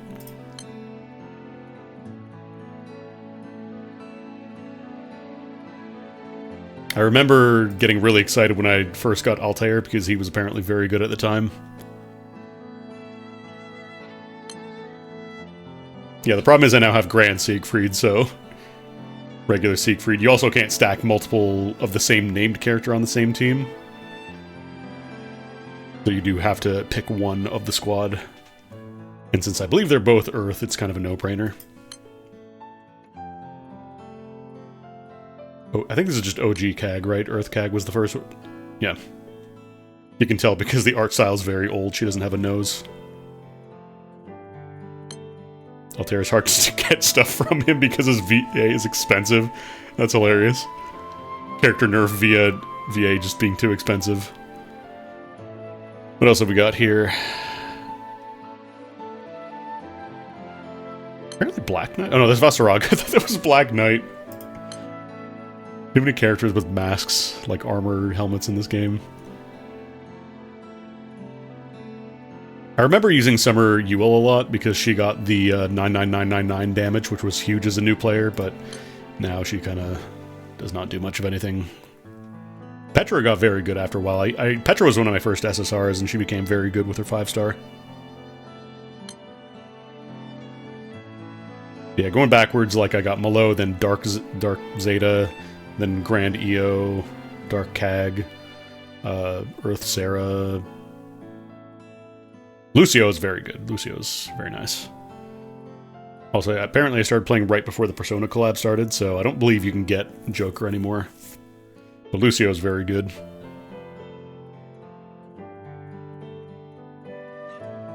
Yeah, Malo was good when she got uncapped. Also, we're at 400 characters exactly. Wow. That's funny. Do they have the side stories? I thought that was one of the ones that didn't come back. Let's see. They also revamped the side story list because there were too fucking many, so... you can actually sort by collabs specifically. Love Live, Princess Connect, Side M Fantasy, Code Geass, Duelist of Eternity. No, I don't think they have the Persona. I think they reran it, yeah, but I don't think it's like in the permanent rotating side stories. Also, I love that you can tell like how many I've just been skipping stuff because I've just been getting stuff for gems because I needed to fund my Spark for Horse this year. So there's a lot of side stories that are just completely untouched because I'm saving them. I need to not be tempted by the gems. Gotta do Stay Moon. Is that Home Sweet Moon or is that a different event? I think I did Home Sweet Moon. I just don't think it showed up as like the finished version in my side story log. I should probably look at my box here. Okay, good. Another really important tip for new players is that you can use your crate as storage space as long as it's in the no limit tab. So a lot of items you're not necessarily going to want, like, you know, Lulling Flambeau. I don't think Lulling Flambeau is ever used, so just keep that in the box. Yeah, you can do draw tickets now for side stories, which is really nice. Do I have anything in the time limit? No, we're good.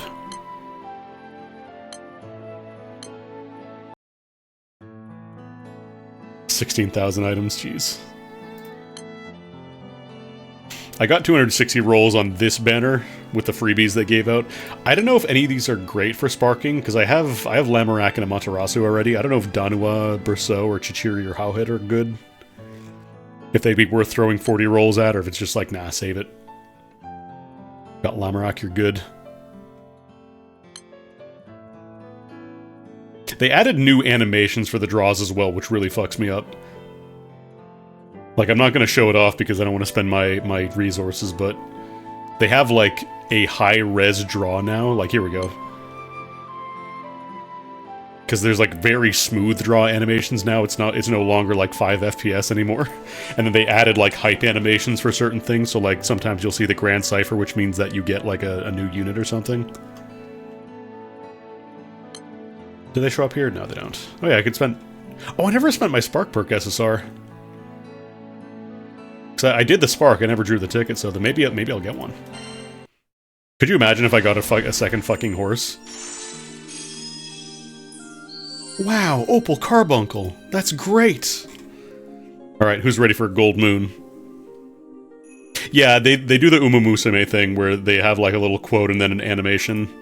Alright. What are your predictions, chat? If I get a second horse, I'm deleting my account forever.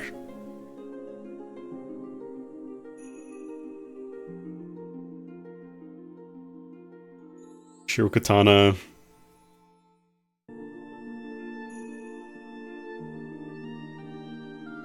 Do these use the pool for the banner you drew on, or was it...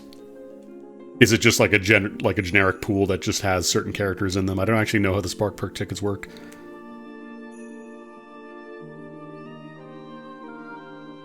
Alright. Let's see what we get. Wow, an SSR! What are the odds? Yep. That's Peggy, I believe. That is a Gold Moon.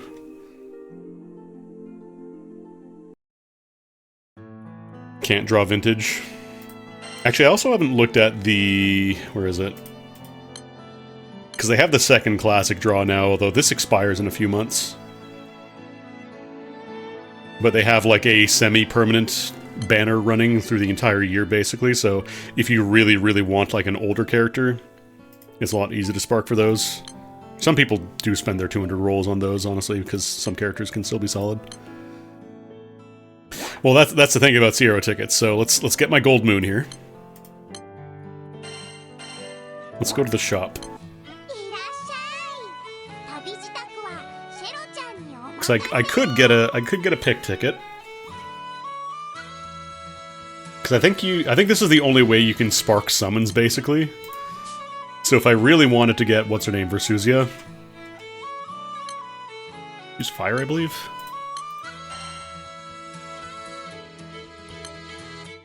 So this is the only way you can realistically spark summons is by spending pick tickets, because you can't spark for summons, you can only spark for character weapons.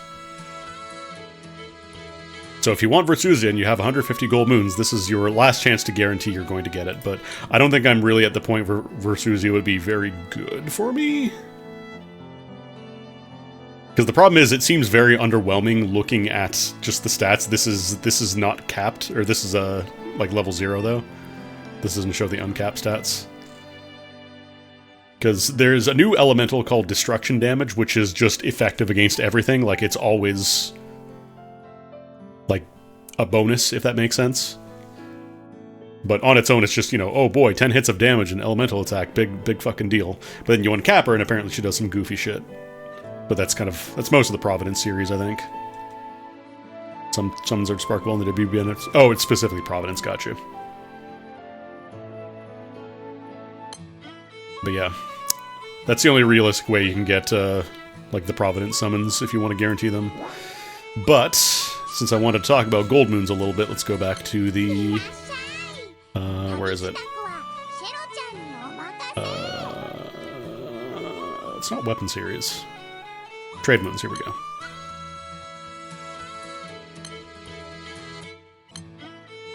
So these are kind of the big... We actually just crossed over to 300 over recently. I could pick 2 illustrious weapons if I really wanted to.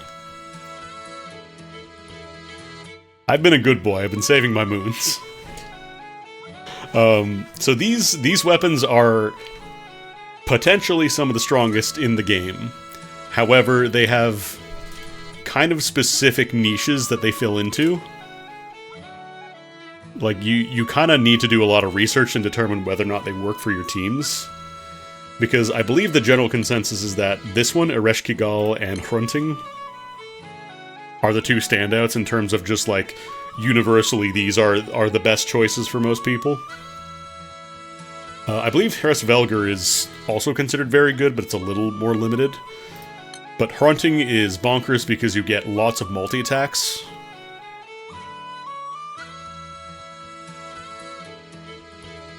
Like, you lose defense, but you attack twice every turn. Let me say that again. You attack twice every turn.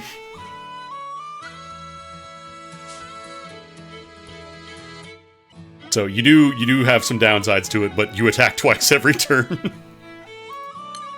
And then Horsegirl is, you get double strikes on allies on your charges, so you get to hit many times. Also, you start with an instant charge, so you get multiple turns of double striking, basically. So, like, you get your charge attack, and then everybody else in your squad double strikes as well. Also, you boost your normal attack damage cap for just having these. The nice thing with these is that they are fully uncapped. You don't have to do anything extra once you buy them. They're just ready to go, basically. You don't have to, buy a second copy of it, thank Christ.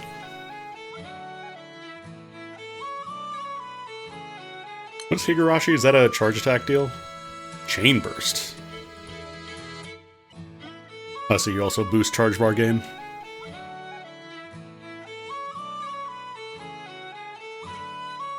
Okay, so you want to go for chains, it seems like, but also just lots of charge attacks. The other thing with these two is that they're considered very quick. Like, they're very good for just dealing a bunch of damage, so, like, a lot of the endgame meta in Grand Blue kind of revolves around dealing damage as fast as you physically can. And then there's the other ones are potentially good, but require more, like, specific teams or, like, more specific setups for them, so they're not quite as universally recommendable as, Grunting and Horsegirl. Like, Horsegirl is considered also very good. This is like normal attack hit damage, you get flurry basically, so good for supplemental stuff. You supplement water ally damage, multi-attack rate, boosted damage cap. If you're using a gun class, that is. But yeah, they're the kind of things that unless you really need them, like unless you are ready to go, I would say just hold on to your moons because they're never going away. You're not going to run out of that shop, it's not going to disappear. I don't know if they're going to introduce more. I really hope they don't. That would really suck. But for now, I think I'll just sit on my gold moons until I figure out what I want to do. Let's do some actual quests, though, because someone said earlier, when we get to the gameplay part, we could actually do some raids, I guess. Because actually, I need to get... I only have a little bit of time to do my winter missions. I want to get the... Where is it? I want to get the Eternity Sand, because you get one freebie for 100 missions. I don't care quite as much about these. Like, they're nice to have, but I feel like the Eternity Sand's the one big one there. So I got some more missions to do. We gotta fight Atum, we gotta fight Tefnut. We gotta fight all the Egyptian guys multiple times.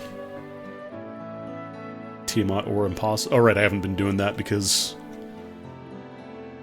Oh, is it just 90 minutes? I thought I had more time. That end today? Oh, right, because JST. Right. I don't know if we can squeeze out 20 mission points in that little time. What else do we have to do? Is there anything I can do really quickly? Dark Rapture. Imperial Ascension. Wings of Terror. Fediel, Luo, Eviar. Bahamut and Lucy. Ones against crystals.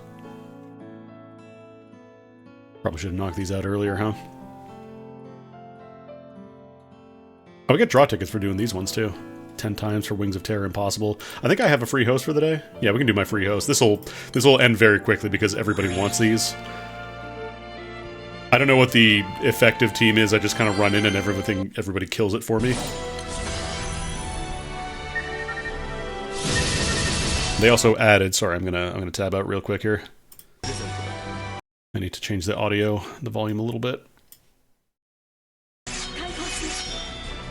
Because they now added a setting to allow auto request for certain raids, so you can just press the button, and as soon as you get into the raid, it calls for backup. So if somebody's already joined, yeah, people are gonna come in here pretty quickly because they want their bars. Yeah, it's already down to 80%. I normally just hit full auto and let everybody else kill because people are very good at killing Bahamut very quickly. Oh shit, you know what? Hold on. I just realized these are not on full auto because I was messing around in Replicard earlier. Is he dead? Let's see how much health he lost in that turn. Oh, health bar is having trouble. Yeah, these are not on auto, so I gotta turn these back on.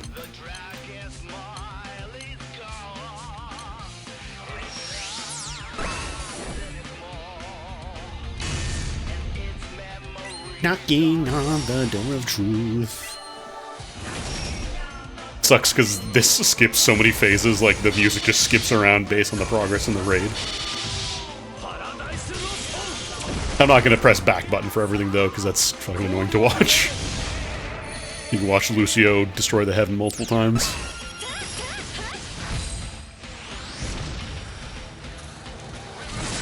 If he's not dead after this turn, that is. 25%.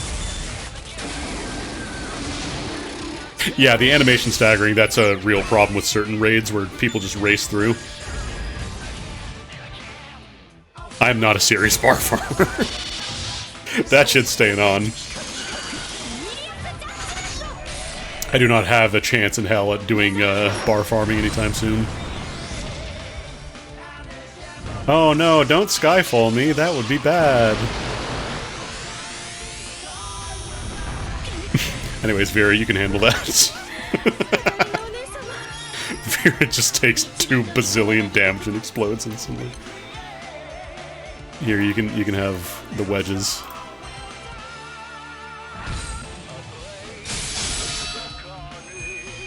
Or are they changing Huang Long and Keelan so it's not a, like, once every few months limited time thing?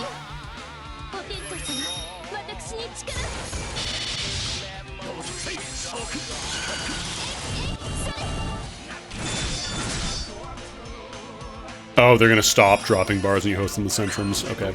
So is it still gonna be like a limited deal though, or is it gonna be like anybody can just kind of farm them whenever now? So I think I have my Huang Long and Keelan summons like fully uncapped and everything, but I don't believe I've really used them too much.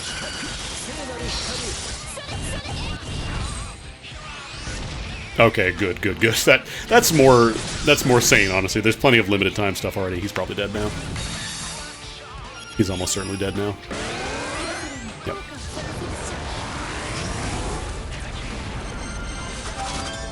Wow, a rare material. It's probably a gold bar. It's not a gold bar. It's never a gold bar. If you ever want it to be a gold bar, it's not a gold bar. I wonder how realistic it would be for me to, like, finish off those missions in an hour and a half. I'd probably have to go really hard on doing, like, animation cancel and stuff. Because I gotta do my, what is it called? What are these raids called? It's not Evoker, it's something else. It's not like Intoner, I don't know what it is. Yeah, I could just one-punch all these, honestly. Ennead. Why did I think it was Intoner? I don't know why I thought it was Invoker or Intoner. You know, we might have to do some one-punching here. I'll put in a solid turn of damage at least.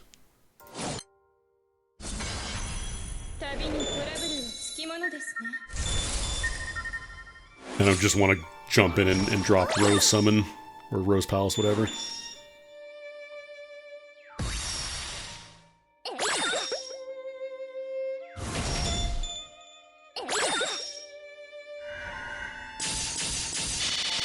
Wait, oh right, I turned off the rest of my Earth Team's attack. Shit. Sorry, I'm gonna mash back there because I didn't turn these back on before I forget about it. Like I said, I was doing some Arcarum farming. I was fighting our good friend Parasite Steve. Turn all these back on. Actually, was I using the buff or the debuffs? I don't remember which one I was using. Oh well.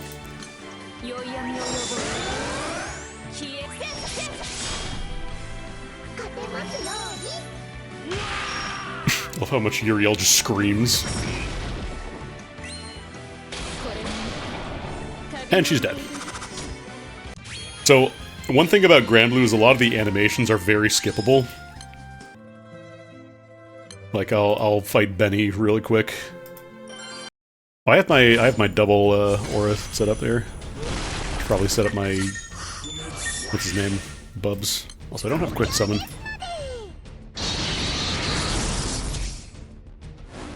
So I'll show you all this animation. Like, you can skip the animation for a singular skill, but you can't queue up multiple skills and back. Like, you have to watch, it has to come out before you can, like, skip it, basically, so you cannot have all these skills coming out at the same time, basically. But as soon as you see the Your Turn button when you press attack, that means that your turn is effectively done. So what I can do as soon as I see Your Turn, or as soon as I see the attack button go off. Yeah, when you see that Your Turn thing flash, that means I'm done. So I'm pressed back, and all my attacks have now resolved. And since they're just regular attacks, they don't really have a ton of lockout time. So they go pretty quickly. It's faster than just watching all the animations. Especially with all the post, like, attack animation stuff that can show up too.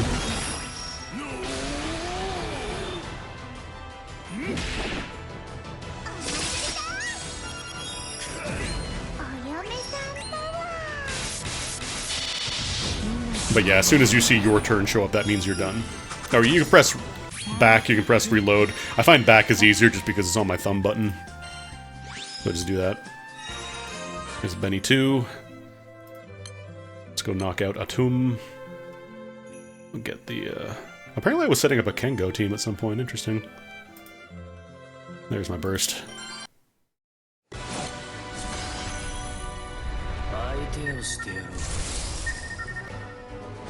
Like, if I were to just one punch, I probably could finish off, but I don't really want to do that. If I miss a, you know, Eternity Sand, I'm not going to be like, oh, this is the worst day ever, this sucks.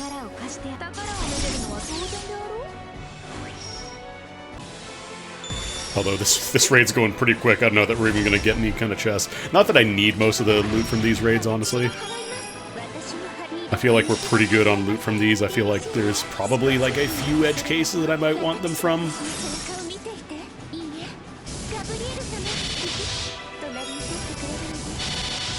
Like, the chances are really good it's probably dead at this point as soon as I start in. Oh no, I got the finisher. Get fucked. But yeah, you can also skip the quest clear results, like you can just skip the reward screen if you want to. And it just shows up in your pending battles, I think, if you completely skip it. I wasn't even trying for, like, specifically Fire Atum, I just kind of, well, I guess Atum in general, but I just kind of got him. I feel like most of my teams, like, I've just kind of stumbled into having a lot of the really good pieces. Like, just happening to get fucking Gabrielle and Europa just passively over time.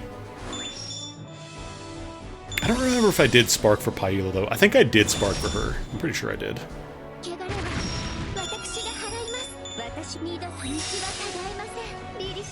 Unless I got really lucky. Yeah, if you're saying Fire Mirren is good, then I'll probably work on her then for a Fire Charge Attack team. I gotta look at my Fire Charge Attack weapons, though. Actually, while we do that, I'm gonna pop open the wiki real quick. Where is it? Omega... well, not Earth Grids, but... because the wiki is a really good reference, gbf.wiki, if you're not aware. Has a lot of good information. Apparently Neelakantha is still pretty solid. How about that? It's a good way to kind of see at a glance, like, things that are good to have in your grid. The thing is, you don't just want to follow these, like, completely, because a lot of these grids, like, specifically, for example, these burst teams, they're based around having this specific team set up, so, like, you need to get, you know, Zeta, Percival, I don't know if this is just throw her there, or you want something else, and Mana Diver set up, and then you want, you know, fully uncapped Yatima. I don't think I have enough to fully uncap a Yatima yet without spending Sunstones. I have a few of the Celestial weapons. I think I still need more Tefnut clears. We'll get that going in the meantime. Yeah, I might turn off Sidala's third skill then, just so that way they're not skipping a turn.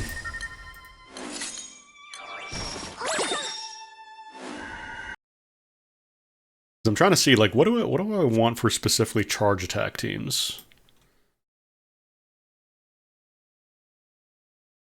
What does Bomber give? Oh, this is skill damage. That doesn't work with charge attack. Is it Buster? No, Buster is healing.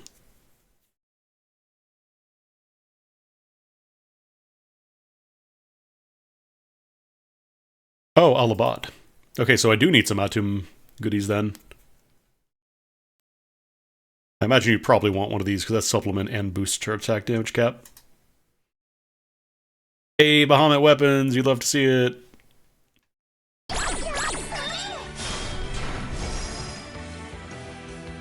I'll do another turn. I don't know what the blue chest requirement is. Never mind, she's dead.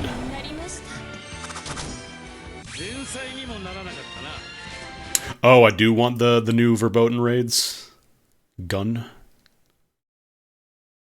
That's a gun. I can't use gun. I can't use gun as a mana diver. That's fucked up. Don't make me do that. Medium boost fire allies, charge stack specs, and chain burst specs. There's my level 2 nut. I don't know if this is happening in an hour and a half to get 23 more mission clear points. What else can I do? It's like Atum. It's like doing these 10 times, and like it doesn't just go 1, 3, 5. It's like 1, 3, 10. It's a lot. Because all these are finished. It's like Wings of Terror. I guess I could just jump in and one punch Wings of Terror Impossible, get some draw tickets and crystals. Dark Rapture too. I could probably do my daily host for that and get a freebie.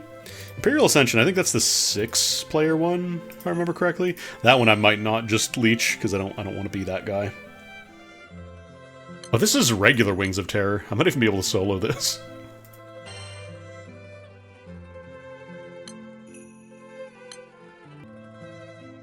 Yeah, sure, I'll just run light. I know these days... Jesus Christ. Why does everybody want to kill regular Bahamut? Is everybody trying to get these? I guess everybody's trying to get these, huh? Goodbye, Bahamut. He doesn't give gold bars anymore, right? It's only the high-level version now. Oh, this host materials for Proto Bahamut. I see. Well, we can do a couple more hosts of that then, because that'll go pretty fucking quickly from what you saw.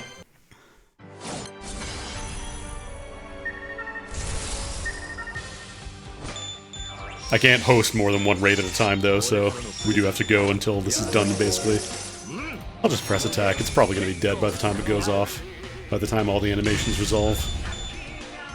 Every time you hear that ding-ding noise, that means somebody else has joined the raid. We're currently at... How many people are in here right now? 9 out of 30. Is that 99? Okay, yeah, regular Skyfall is still dangerous. We got Mugen, it's fine. Yeah, that went pretty fast. Get some rusted materials at least. Because I think you get 3 hosts of regular Bahamut. Rank 221, wow. I get +1 to my HP cap. Here you go, gamers. Come slurp up these host materials, yum yum yum.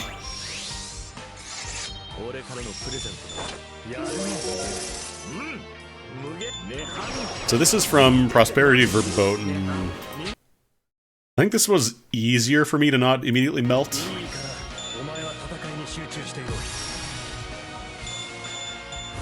I did a couple of those, and they went pretty fast just by people coming in and destroying them. Fuck your animation. Pilot Burst team, that sounds like the plan.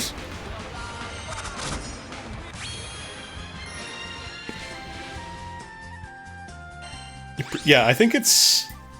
Like, it's an 18-person raid, so it's probably not going to be, like, that difficult for most folks. Because it's like, where is it?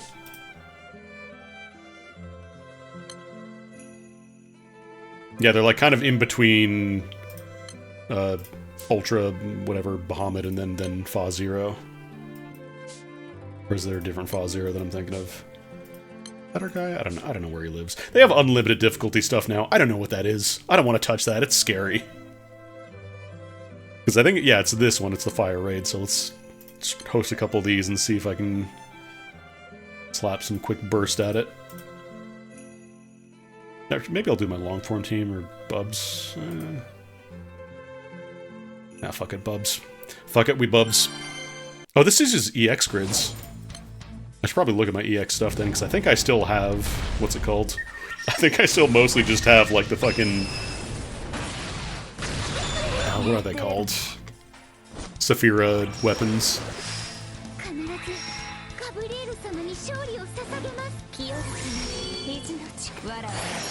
Might as well summon. Wait, why were you not called automatically? You were supposed to be called automatically. Thank you for the follow. Because this one, the effect is, to get the conditional loot, it is, what? You have to be debuffed 10 times a turn.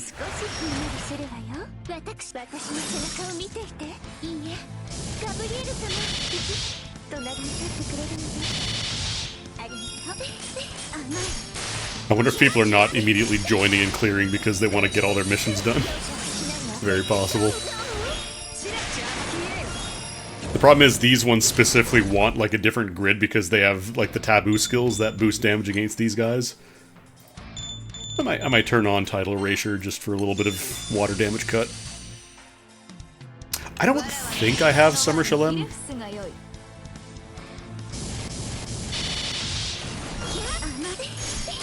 Post Super Bahamut host and they'll probably clear.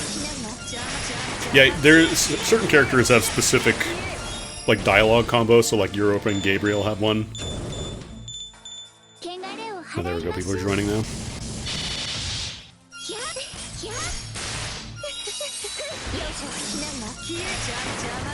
Get glaciated dummy.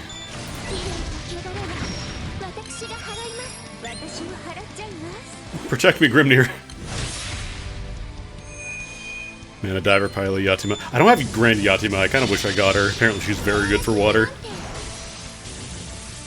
A lot of people apparently got tricked on last New Year's banner by saving for Indala, thinking she was going to be busted, and then she was merely good. Not like broken, but just good.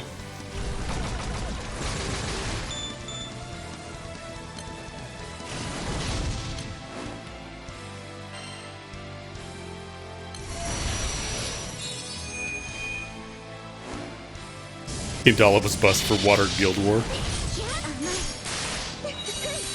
The problem is, like, I feel like the Zodiac characters have always been in a weird spot for balancing because they're so limited that they kind of either have to be very fucking good or, like, people won't wail for them. But at the same time, they don't want to have a situation where people are just like, no, you just don't spend money all year. Artifact.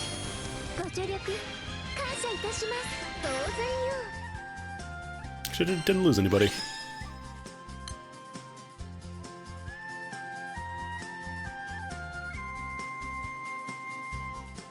It's probably alright. Apparently I got a blue chest. Oh no, that's not the blue chest, this is the blue chest. Oh boy, a malice fragment. Great, I'll put it in the others. I'll put it with the others. This is probably like upgrade materials for the new taboo weapons. Maybe I'll focus on doing the mission stuff now, though. I might be able to squeeze them out if I'm really quick about it. Where is it? Probably just faster to knock out backup requests, though. What else do we need? Alright, we wanted to run Imperial's Ascension. Maybe I'll run my... I feel like Wind might be more... Why do I have set B here? Why are you in set B? Why do you live here? What is your problem? These are the exact same teams. I don't know why you're in set B. Oh, not this one? Oh, you're talking the regular one. I ran that already. I hosted that earlier. Or is there a different... There's too many fucking Bahamut's, man.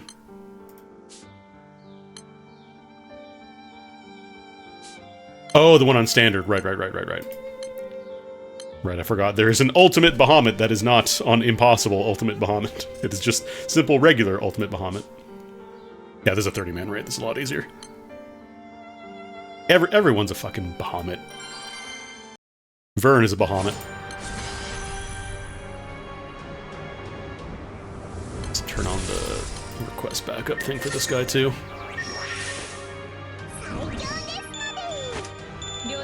All the gold bar farmers pop in. Just gonna say, of all the characters that are Bahamuts, I think Lyria is the one that is explicitly not a Bahamut. Because her whole job is to slurp up Bahamut power.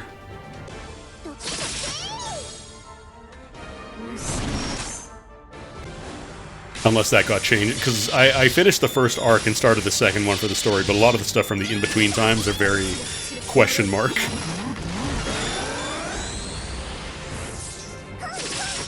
Because, yeah, Lyria is like a fragment of the astral god or something. Australia, which if you say it in Japanese, it is Asturarudia, which her Japanese name is Rudia, so do you get it? Apparently I have Petra in this team. I guess for more longer form stuff. Your autos are turned off! No, your autos aren't turned off. Oh no, they just recovered. Never mind, he's dead.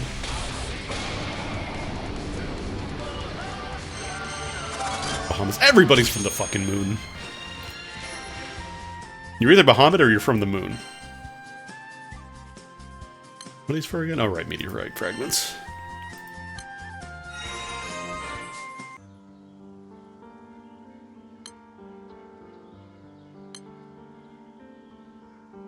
Oh yeah, that's right. Now they have the great uplift or whatever it's called.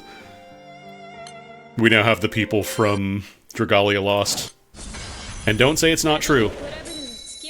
Because there's a weapon description in Dragalia Lost for one of the weapons that says, at one point people lived in the sky, in islands above the clouds, and I'm calling it now. Dragalia Lost is the ground people of Grand Blue. I don't care that the game is end of service anymore. I don't give a shit. You can't tell me otherwise.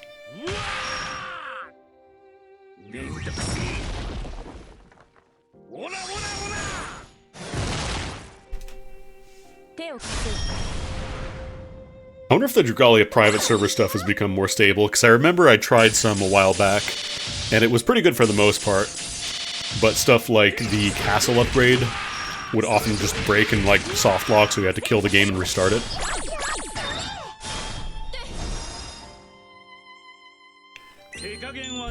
Yeah, Relink is the closest you're gonna get to Dragalia Lost offline. Relink is fantastic. I want them to do more. I want to make like I want them to do a sequel or like a DLC for it. I want more of it.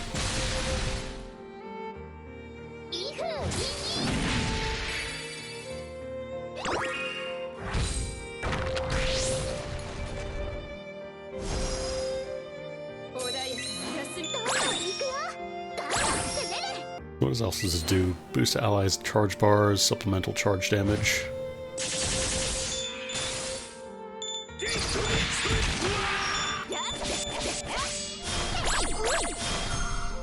Play as Sandy and destroy your hands.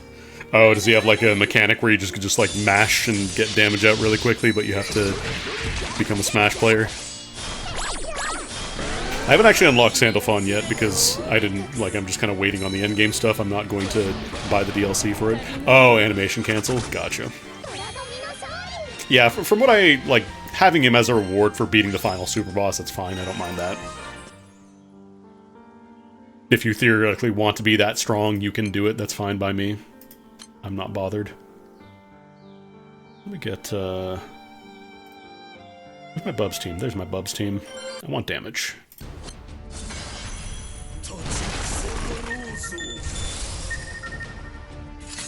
So yeah, anytime you see the words Rhodes Palace and just like a flutter of petals, just imagine a giant meteor hitting this guy and exploding. Just imagine that in your head, please. What does this need to uncap? 30 Doomfire missiles, fire urns, pistol stones, Dome Revolt Felcore, Malice fragments. I wonder if people are gonna have... No, there's no way. I feel like everybody who gets to this point will already have enough Malice fragments. And then Felcore, I feel like it's gonna be Felcores and Doomfire missiles are gonna be the only real problem. Because that's the thing, yeah, like, this is specifically taboo, so it's not like a... It doesn't get modified by your Omegas, so I wonder if... Well, actually, what does Alabad do, though? Is Alabad Omega? Oh no, Alabad has its own stats too. Huh.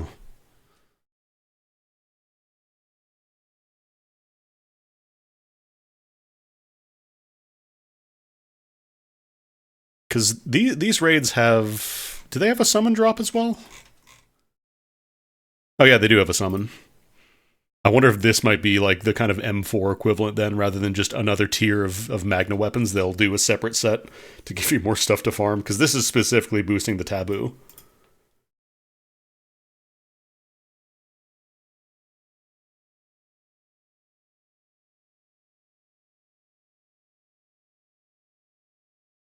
Immortal Fragment from again? Oh, this is just the Omega 3s, okay. Yeah, Fel cores are probably going to be quite the... Unless these drop literally every single time, in which case they might not be too bad.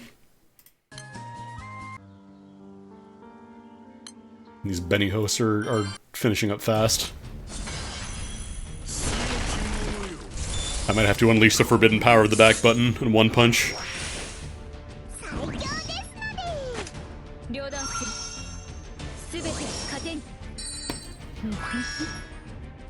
Actually, I want to check and see if I have done my...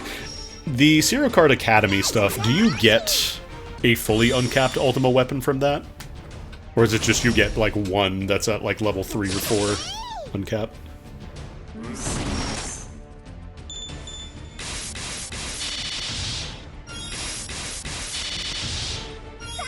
Because, like, obviously right now I don't think they're going to take off in terms of, like, the meta, just because right now it's very limited in what you can do with them, but I feel like there will probably be, like... Once they get all the elements going, people will figure out stuff to do with them.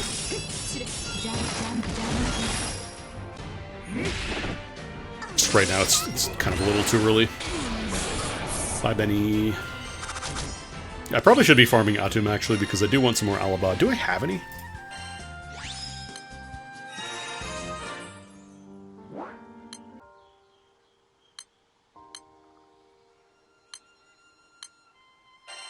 Let me filter by fire. This one is an Alabad. Oh, this one is Alabad. Okay, so I have a few already. Actually, I could fully uncap this one. We favored it so I don't accidentally absorb it with the other stuff. Boom, boom. I should have enough materials to do the 4th stage, yeah.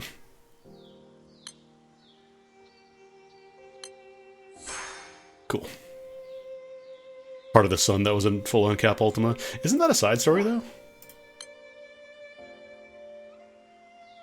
Or is that only for that specific iteration of the event, like the first run? Or is it even in the side story, actually? It might not be here.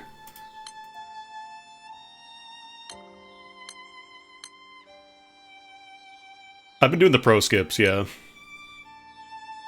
I probably should be doing more of the Eternal weapons, like getting those, doing the Eternal fights, or the weapon fights, I should say, but I haven't really been doing those. Yeah, it's not a side story yet. I think I missed that one. Because I wanted to see, where is the...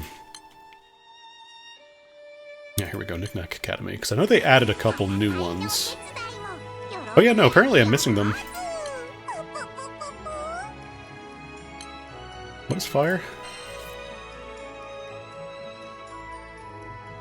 Oh, Fire Awakening level to 9, okay. I could probably do that.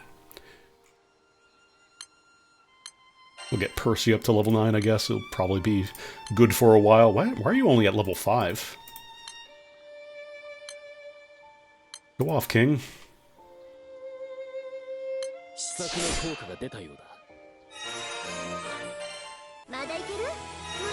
Cool, great, fantastic, I did it!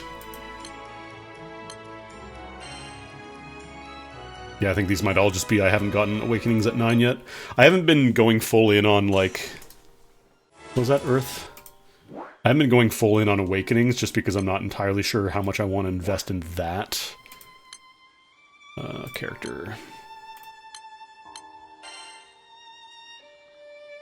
Give Uriel some power here. He's at 7, he's pretty close anyways. Probably look at EMP masteries and see if there's anything that's changed with that too. Level 9. What are these? Oh, these are just the Ennead Raid Omegas. It's not too bad.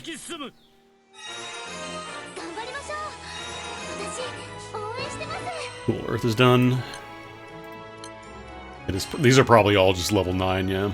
So what is it? Light and Wind. Oh no, Wind I did finish, I just never went back to the screen since then. We just need a light.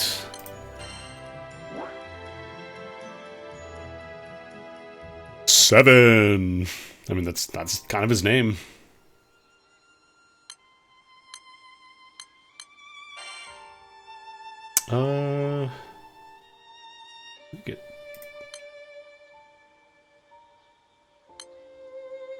Who do I want to give level 9 Awakening to? Just slap on Sandy.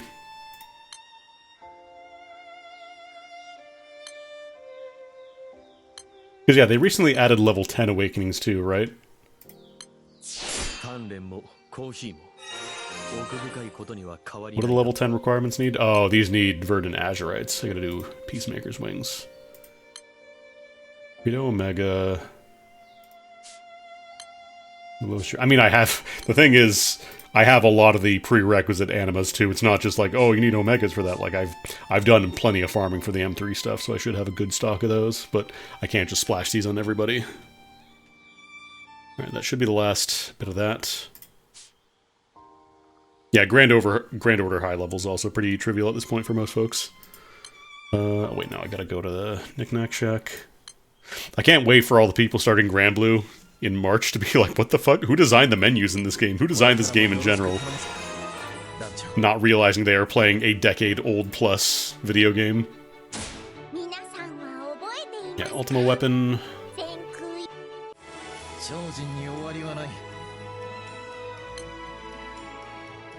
Okay, it's only 3 uncapped, so it's not the full one. I fucked up, I accidentally made 2 Ultima Swords because I didn't realize that I had one. So I'm probably going to go for Staff because I feel like that'll probably be the most beneficial one for me. Everything else is a little more niche. Katana? Really? Is it a katana? Yeah. Oh, katana. I mean, I can also pick this whenever. I should probably focus on doing the missions because I only have a little bit of time left for that. Because what do we got? Atum. Need 20 more points to get that sand. Origin unlock line. Oh, for fighter origin, gotcha. Honestly, I could probably swing that. Actually, let me join the raid, because actually clearing it myself will probably take a little bit longer. Here I can just one punch and leave. I might have to start doing it, I'm sorry. I'm sorry. What else do we need? No, Atum is 5, I gotta do 2 more of those. 1 more Tefnut is 5. 10 Bennies. Oh, I gotta get some Ra kills. Ra, Horus, Osiris. I could do some Tiamat Aura, I guess.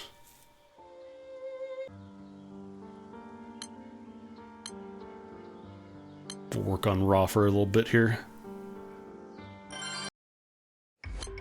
Yeah, the thing with the ultimate weapons, it depends on who you're using on your teams. So, like, the sword is generally considered the most safe pick, because a lot of teams will use, like, sword users. They'll have some sabers. Whereas, you know, certain more niche picks might not be as globally useful.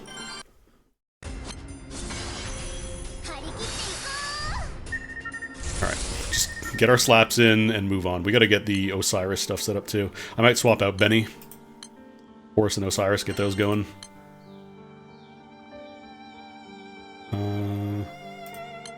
Yeah, we'll farm Atum eventually, because I do want a second Alabad. Actually, can I trade for those in the store now? Can't you get, like, a couple of those in the store for free? Because I think they added the Ennead weapons. Why doesn't this have the auto-pick set up? Why the fuck is this used? What? That was weird. Yeah, because it's what? Gofki Tria that kind of replaces the Seraphic weapon for most setups. Oh, we've hit the backup cap. We've got to finish out some of these ones. Yeah, for me, it's like my water team, it's all staff users. I just replaced Yatima with Paila, because she's also a staff user. I would use Yatima sometimes, except I don't actually have her, so... Also, you have to clear out your backup, your finished quests every now and then.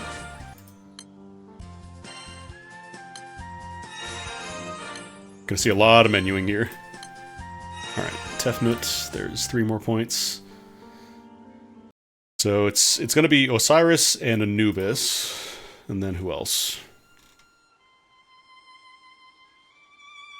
Sorry, Osiris and Horus, not Osiris and Anubis. So we gotta do Horus. Why do they not have the auto set up though? There we go. Oh no, that's for Dark. Twitch kept looping. Oh, Katana 9 times. Fantastic. I'm not getting any drop frames, so that's definitely on your end.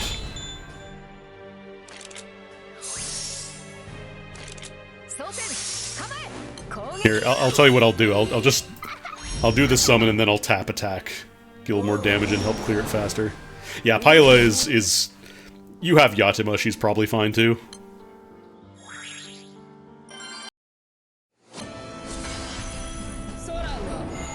I just remember seeing Paila when she was first released and like, yep, she's gonna be used for a while.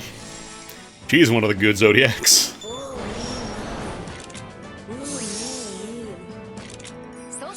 Because the thing for me with the Zodiac characters, it's like a once-a-year type deal. I know you can spark them on certain other banners, but generally it's like you get the one big chance at them.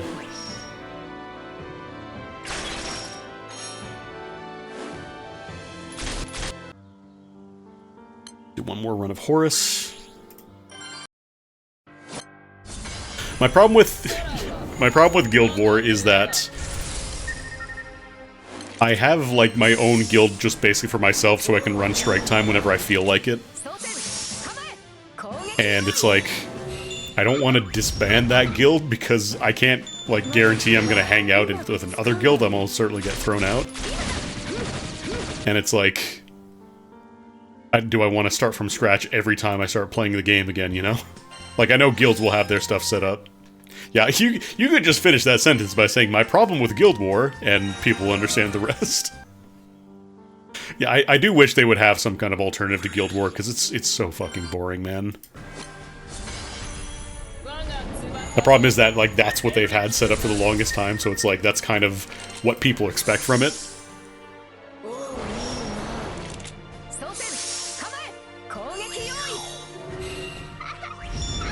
Because it's like, you just kill a dude over and over and over and over again.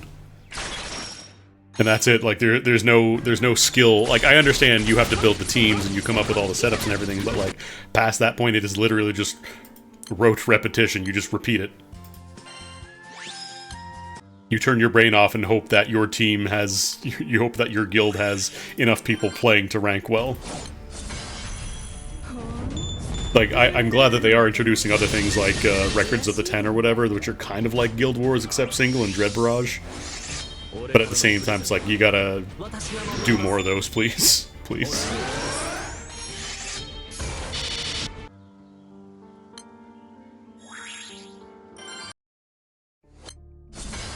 How bad is Guild War versus Unite and Fight?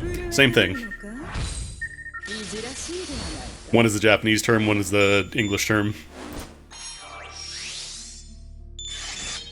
I'm just gonna swing in, get my clears, because it feels like the Osiris clears are starting to dry up. The Osiris hosts, everybody's trying to last minute do their clears. You're good. The problem is a lot of Grand Blue, like, you kind of have to just understand and mentally translate. When somebody says Magna, they mean Omega. When somebody says Guild War, they mean Unite and Fight. When somebody says Ogi, they mean Charge Attack. When somebody says Fa Zero, they mean Dark Rapture Hard, or whatever it's called, Dark Rapture Ultimate.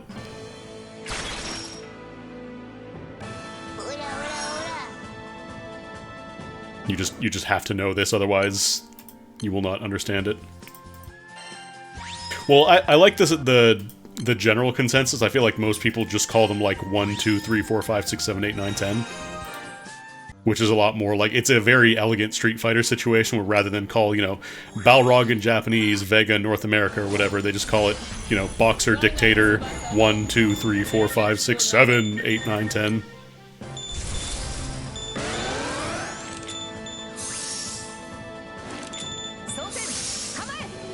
Oh geez, that one went fast. Horse talking shit as she explodes into a billion pieces.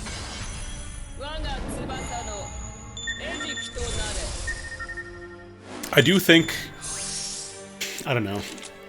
I don't have a problem with the English names. Like, I feel like the localization team for the English stuff does a very good job. It's just, it can be rough to get people to kind of agree, so people just tend to use whatever their dialect is. It's a regional dialect.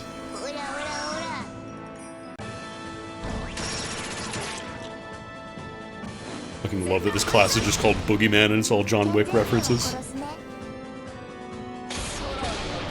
And in case you're thinking, oh, Boogeyman, that's a localization thing. Nope. Japanese, the class is named Boogeyman. Boogie Boogie.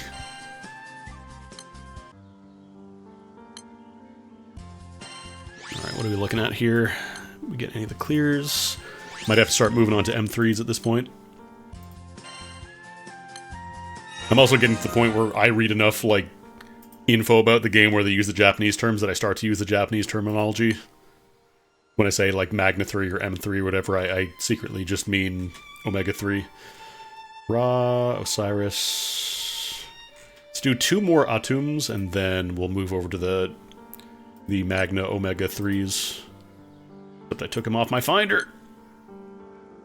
I'm glad that it took the complete destruction of Twitter for them to implement their own in-game raid finder.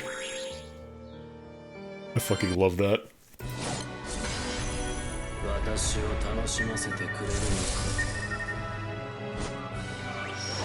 Yeah, I'm just gonna do a couple slaps and then work on the M3s.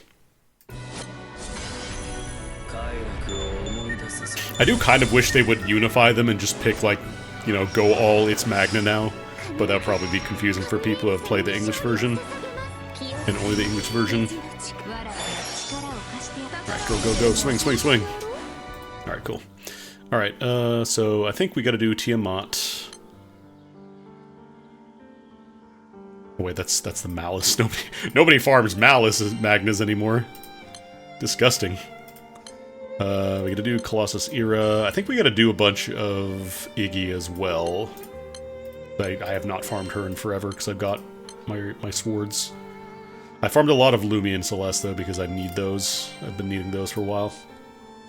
Yeah, Chaos option, they rotate.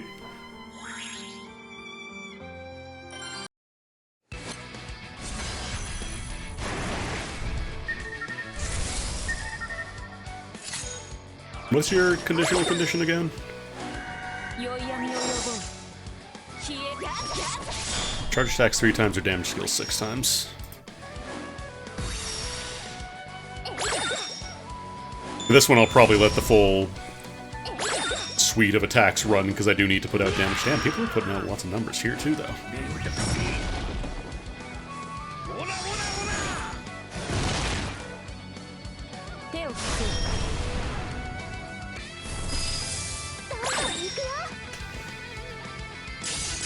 That'd be a good April Fool's bit, actually. Like, for one of the April Fool's updates they do is just Omegas are now Magnas. Yeah, I figure people are probably running, like, pretty optimized comps now at this point for M3s. O3 sounds weird. I do like M3 better.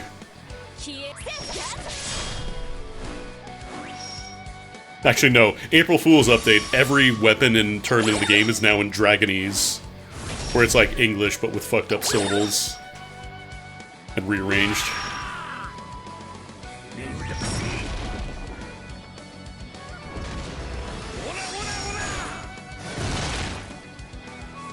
I love that Uriel does the same thing in PSO2, where he just pile drives an orb because they can't show an animation of you picking up Leviathan.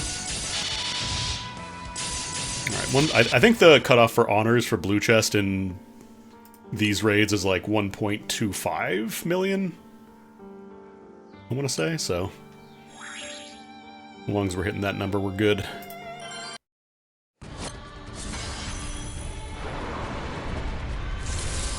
Pop on Pantera too, why not? You can have that.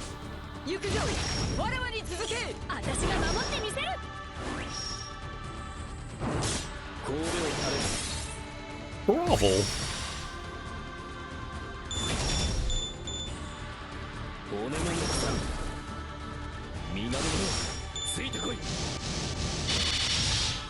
So yeah, that's why Grand Percy is so good, because you can just tell everybody, you attack for free one time, I've decided.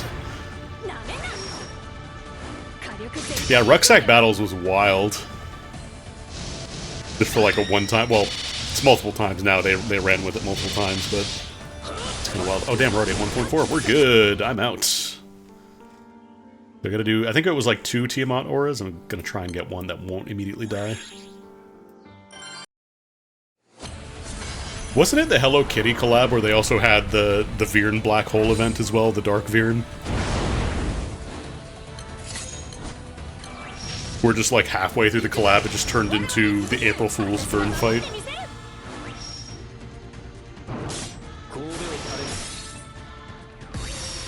Oh yeah, you gotta balance, you gotta rebalance your one-time shitpost update, don't you? Well, I know Dark Virn is every April Fool's, but didn't it happen, like, with the Hello Kitty collab at some point? Or am I misremembering that?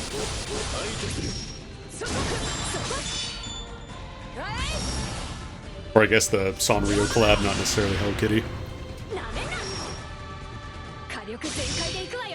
Andy! Caropi is not Hello Kitty, how fucking dare you! I'm unfollowing you right now! Fucking fool just called Caropi part of Hello Kitty.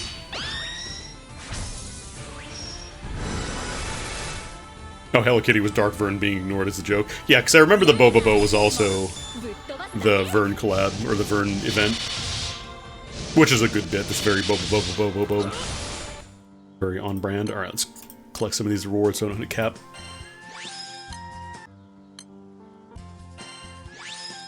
No daggers. No daggers.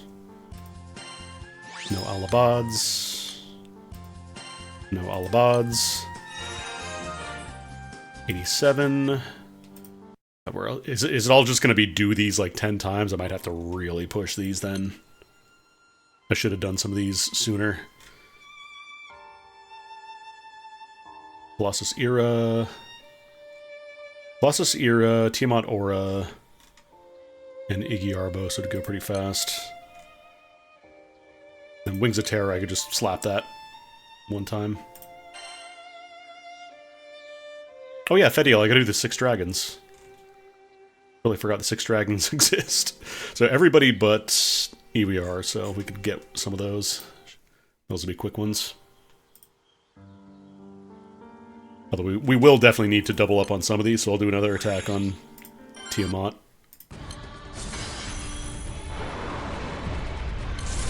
I don't know if it's better to pop Pantera on Percy or Zeta. Probably Zeta, because she uses her charge bar a lot.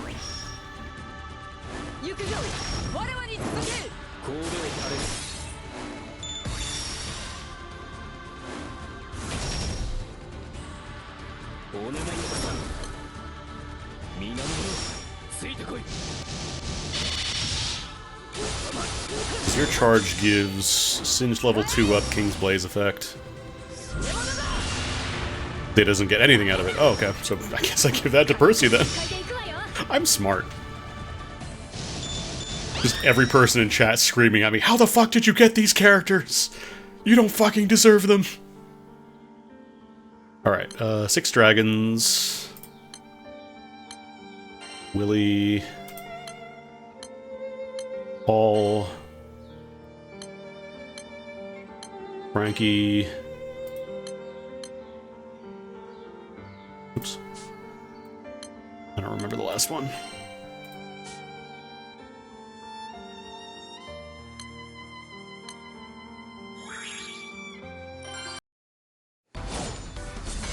Oh, is it not adding? I thought it was just add 100 to your charge bar. Oh, this is my long-term setup. I need to switch. Not that it'll matter, because this is probably going to go pretty quickly. Actually, yeah, let's just go all in. I'm just going to go all in on, like, one tap and move on. And go. For the longest time, I thought instant charge was just give plus 100%, but apparently I'm stupid. Get our 1 slaps, move on. Okay, so there are skills that do give plus 100%, it is just not. Also, this is what the sexy dragon mommy actually looks like. If you can't handle Galleon at her you don't deserve her at her beach mommy. I mean, one-tapping is how you should play every raid until you start getting, like, blue chests and conditionals, then you want to try to go for those. I find that to be a lot more consistent. I've had enough of the one-tap lifestyle in, back when, like, M1s were kind of the thing. The way to go, everybody was just deleting them in 1 second. Am I gonna have to run my own Luo? What the fuck? People want to farm Luo?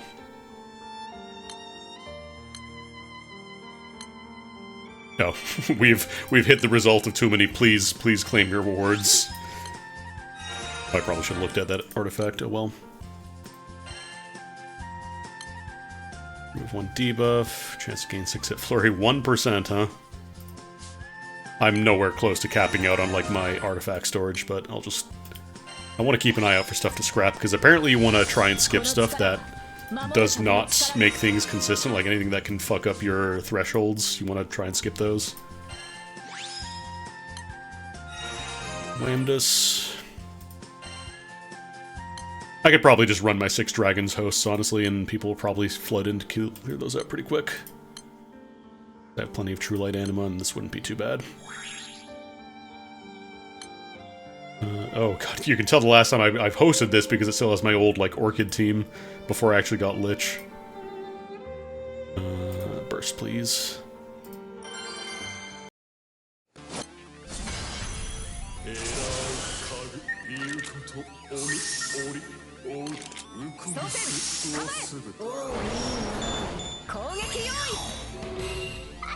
Yeah, I would love to see, like, an update to the menuing stuff for grids, because they do feel very behind. Like, they have done updates here and there, but it still feels very clunky.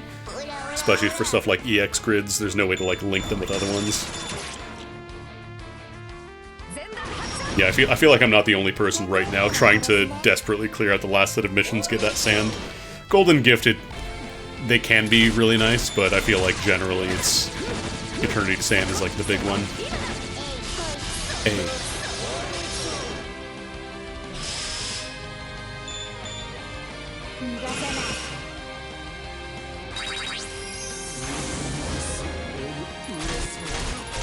I can cause poison dispel with the squad. I think Lich causes poison. I think it's like toxicosis, which is different. Or maybe I'm thinking of... No, that's Paella, actually. Or, not Paella. Indala. That's Horus and Indala that cause... Wait, not Horus, fuck. Magus. Could be characters in this game.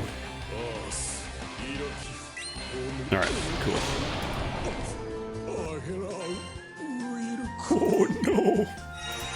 Alright, there's Luo. Honestly, I should probably knock out... We'll just run Fediel, because she's not in my host list right now. Do I not have... Why do I have, like, so many different setups for light? I don't think I've really touched them.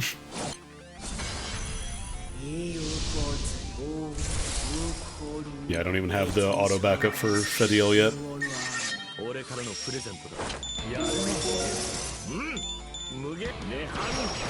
Yeah, Opus weapons are a good choice. Mastering your classes is important.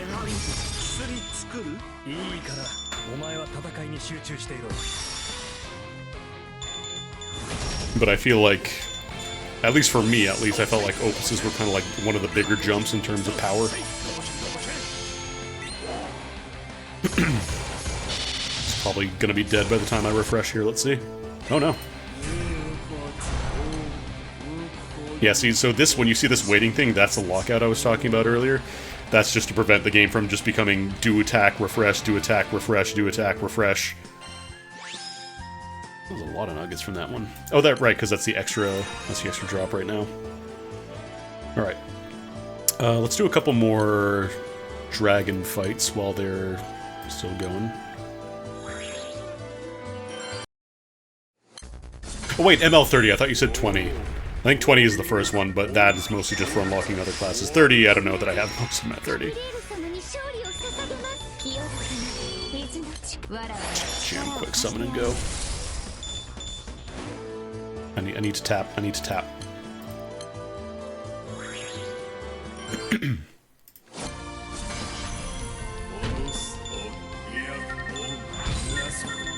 Oh no, I probably won't have trouble finding, like, these. I just gotta tap them one time.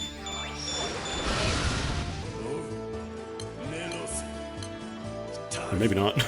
Maybe I will join your Luo, actually. Was that?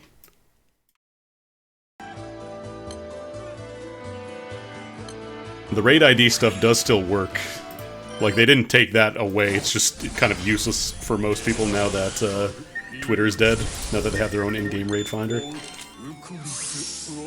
Anyways, thank you for throwing that in there, because apparently Luo is difficult to find these days. I can already tell you are more than equipped to solo this guy, so thank you for just tossing him my way. As evidenced by the Eternal Blue, whatever it's called, the avatar.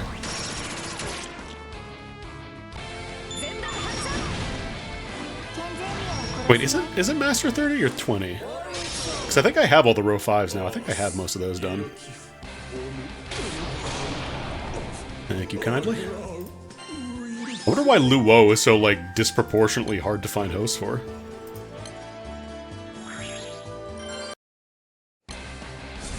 I probably won't go in on, like, 10 kills on Luo. I just want to get to the 3 threshold, and that should do it by now, so don't feel like you have to dump your hosts. Hang on, I need to look at my classes now. I'll attack so that can finish and I'm not clogging up my backup raids. Alright, there's Willness. Where are you? Supplemental charge attack, skill damage, attack, shield, interesting. Fire staff. Got a shrimp. Oh, isn't this one of the unique artifacts? This is one of the, whatever it's called, quirky artifacts. I think it's quirky artifact. Because, yeah, this is definitely not a thing for most of them. Cool.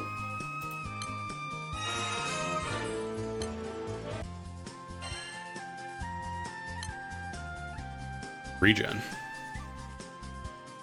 My foe's damage taken for 2 hits by 4%. Weird.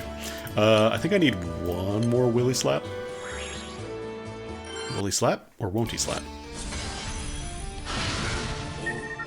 Okay. I got my slap, that's all I gotta do. I think I need 2 more Whamdas hits as well. There we go. Ew, ew, ew, ew. Blech. I saw that Omega Yggdrasil branch. I saw that gross shit. Welcome to Palace.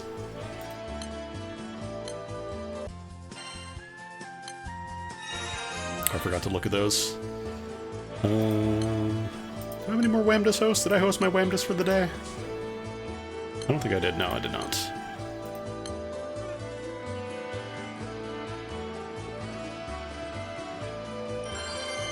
Someday I'll start building specific grids for, like, specific raids, because I'm kind of getting to the point now where that's a lot more important. If I want to start breaking into, like, the higher stuff, I want to start doing Ravon's raids.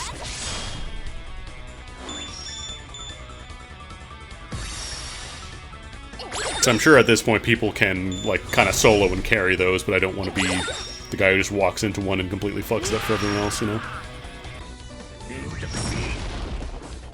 Trying to find, where do they keep the raids on this wiki? Karam, here we go.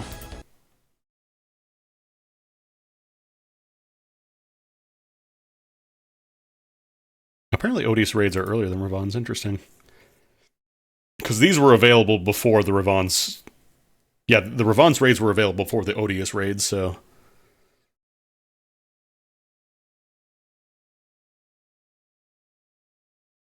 Because I think these are all 6-player raids, so you do want to be pretty well kitted out for them, and I'd have to read about the mechanics and stuff. Alright, anyways. That should be good on Whamdas clears for now. How much time we got? Half an hour. It's gonna be close. Chance to cancel the spells. May find a random pair of earrings at end of battle. Delafie-esque skill. Fuck it, I'll keep it. Or I'll favorite it so I don't accidentally scrap it. Alright, there's Whamdis. Is that 96? Did that just say 96? Oh, damn, I've been blasting through these. What else do we do then? Ra is another... Oh, did these give you 2 points for the next levels? It might be, like, more points per stage, so it's not just, like, 1 for each. So I gotta do 2 more Horus clears and 2 more Ra's, so let's go do those.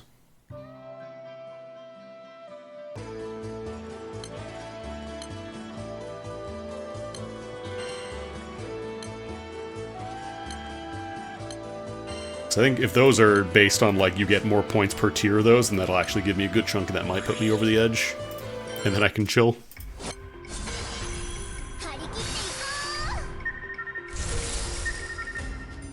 Yeah, I know I can set up the Finder settings, I have, like, my mental map of doing it, so... Alright, now that I know that this is useless on Zeta,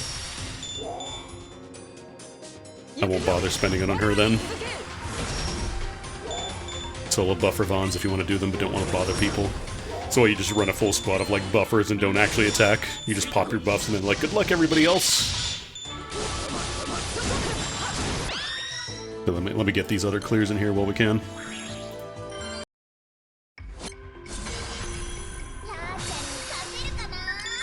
Oh, they have buffs that you can add with materials. I see.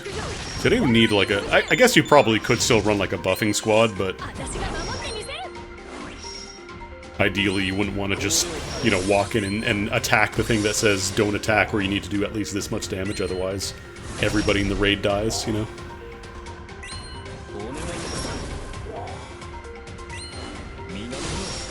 That'll be 2 Ra's and then I'm gonna do 2 Horus, and I think that might put me over the edge if it's more points per tier. Only applies to Diaspora. Like I said, I'll have to look into reading the mechanics and actually build a proper counter team for them, because for the longest time I've just kind of like looked at the tier lists on the wiki, which are... It's good, it's like a translation of the Game With page, and they also have the Kami Game ratings as well, if you prefer that site.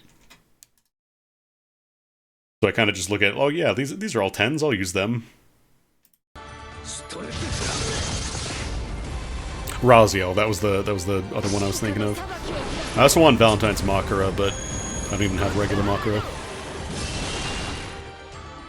From what I hear, Baisa is also pretty solid for like higher difficult stuff. Yeah, they also have compositions for like raids, so like for example, maybe not for the odious raids.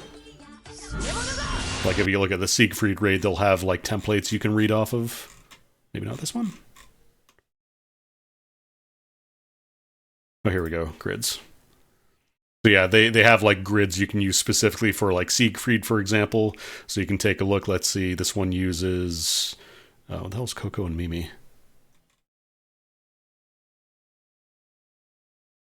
Oh, that's the Monatera, okay.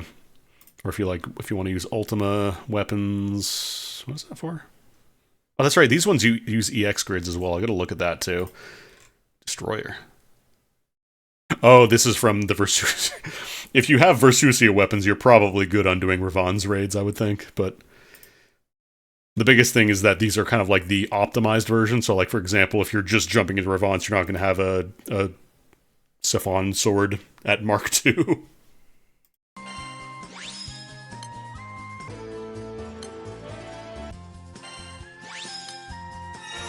Okay, cool, there's Ra. So we'll see if we finish off with Horus. If we do this one, we should be good. Yeah, no, I've mostly just been running Mana Diver, because like I find it's kind of the easiest to just general use daily driver for me. And I don't have to wait for lockouts if I do want to, you know, back button refresh, whatever.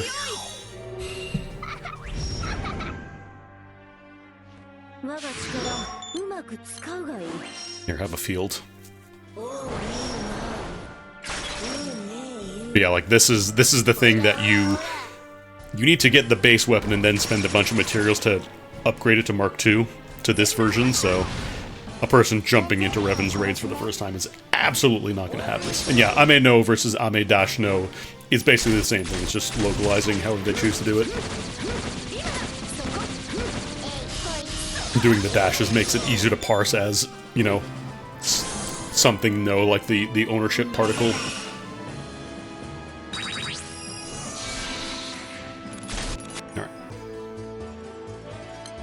Yeah, you could spend Guild Wars tokens, or you could spend them on Sunlight Stones, the actual good use for them. Is it still Sunlight Stones? Is that what you save your Guild Wars nuggets for?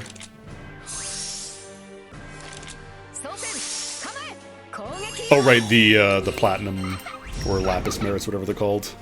Origin Orbs. Oh right, because they have the new classes now. Oh, there's too many materials in this game, man. Because yeah, all the Rivon's weapons have a base form and then a Mark II, so quite the investment if you just want to start doing Rivons. God, the music in this fight feels very like Final Fantasy Tactics. Very like synth trumpet kind of stuff, not quite full orchestra. Yeah, I remember there used to be like full-blown grids of like just swords, basically. And I think people use them for off elemental too, but I think that did get patched out or nerfed or whatever. Alright. What are you? Dodge rate, damage reduction, gain random buff. Still gonna be scrapped, but whatever. Okay, that's 2 points, so we still gotta get 2 more. What else can I do? Yeah, not dancing mad on old Grand Order and then new Grand Order, Impossible Grand Order was just we hired Amy Evans and we just basically did a Nier song. Tiamat Aura. That would actually be a pretty simple clear to get.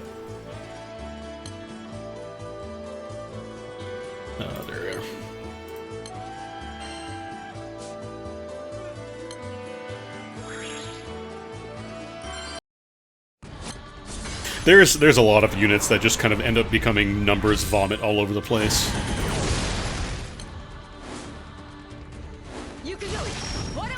I also gotta sit down and farm a bunch of Arcarm, because I think there's gonna be a Saphira boost gauge event for the next few weeks. I wonder what the next, if they ever do Unlimited Grand Order. What's it gonna be, Expedition 33?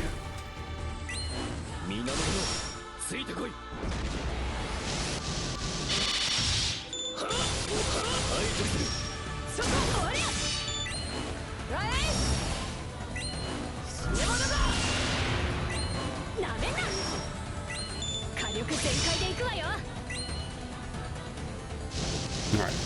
There's my blue chest honor threshold. I'll keep on knocking out more just in case I do. We'll switch over to Iggy because she's a pretty easy clear, I think. Settings. I'm so bad at navigating these menus. I will say this is so much better than, like, using the old Raid Finder scraper sites, though, where people would post on Twitter and then you just had to copy-paste the thing in and hope that it was there. Weren't there, like, 3 Artonelico games? I thought there were 3.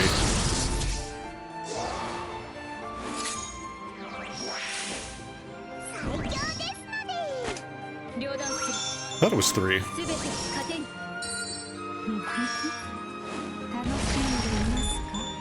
I never played any of them, but I'm aware of them.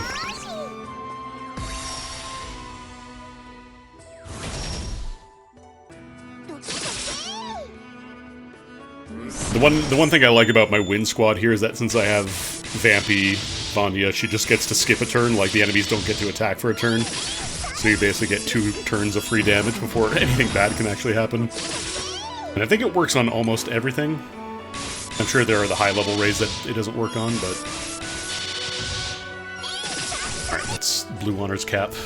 So let's see.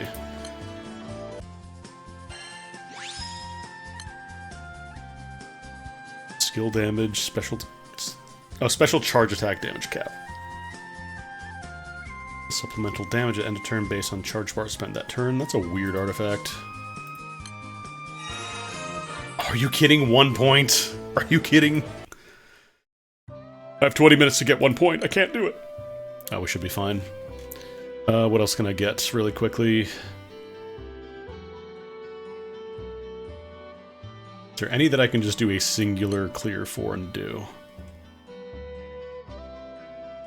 Probably get my Dark Rapture clears, actually, because those give me a couple of extra nuggets. Or I could just slap...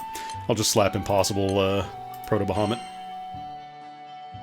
Except I have to do it as a join rather than an actual host here.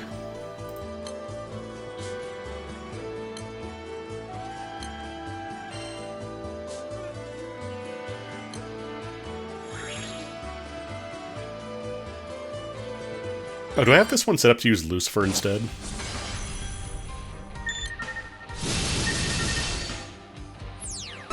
You know what, I'm just gonna one punch and get into another one if I can.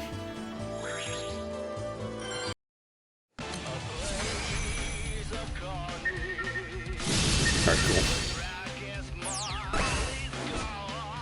Just let this one finish out, and hopefully that should be gravy. Actually, yeah, it's 1 point, so if this does not do it, I don't know.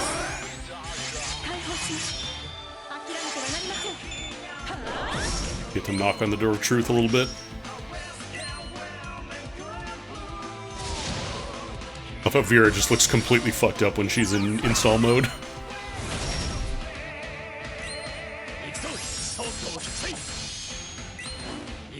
Like, more fucked up than usual. Vera's always kind of looking a little off. And explode.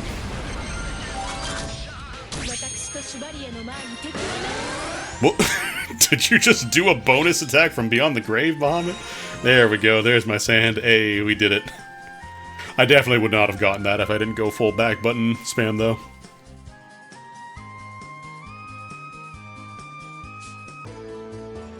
I mean, it wouldn't be the first time they take an inspiration from other video games. Well, actually, you know what I just realized? I haven't actually seen Horsegirl's charge attack. Because every Zodiac character's charge attack, at least their base version, is a reference to, like, an SNK character. So I wonder what hers is. I've never actually used her in a party yet. I just got her from the Spark and said, fuck it, I'm moving on. There we go. Some people were saying Samurai Showdown. But yeah, this guy is, how many of these do I even have?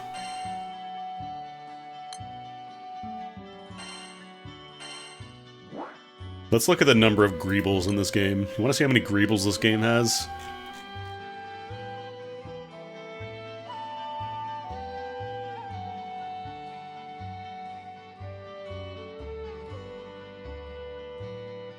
It's got that many. It's worse than Warframe. What would this even be filtered in? Is that uncap? I don't know what sands count as for, like, loot type. More materials and characters. I feel like characters are catching up. Also, yeah, I'm definitely missing some of the event Greebles.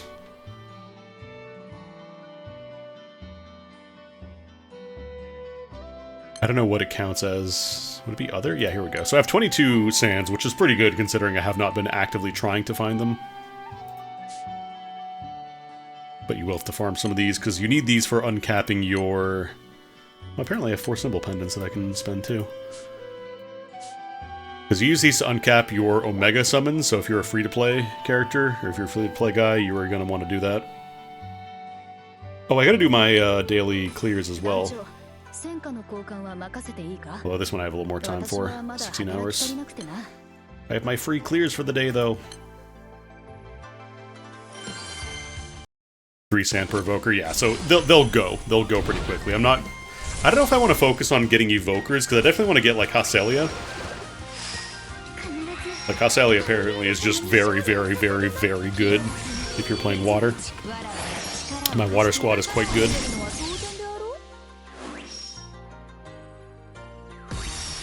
I could do these clears much faster if I was running... Actually, I might just finish the rest on the easier difficulty. Impossible is not hard for me at all at this point for these, like, the event missions. I remember when I started, like, I couldn't do the impossibles. I had to focus on the little guys. Which was doable. It's fine to do events with those. It just takes longer. Like, you have to farm more materials.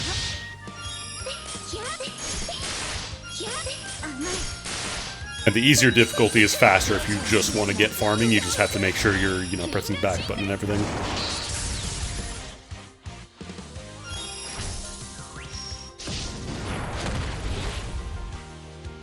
Also, yeah, they added a couple of new wonders, actually. Actually, that should be dead, so I'm gonna press back because I wanna do these daily clears because you get crystals for doing them 5 times a day. We'll just run the bub setup for this guy, and wonder if I could just cast and go. Let's see how much damage this does. Oh yeah, that's Bub's damage on a regular event version of the fight, by the way. So I just press the summon, wait for the animation to go off, press attack once, you win. So like I don't even have to touch any skills, I just press attack, the summon goes off, wait for your turn, boom, fight's over. Yeah, I wanna see how many characters I have. Let me check that wonder after I'm done doing this.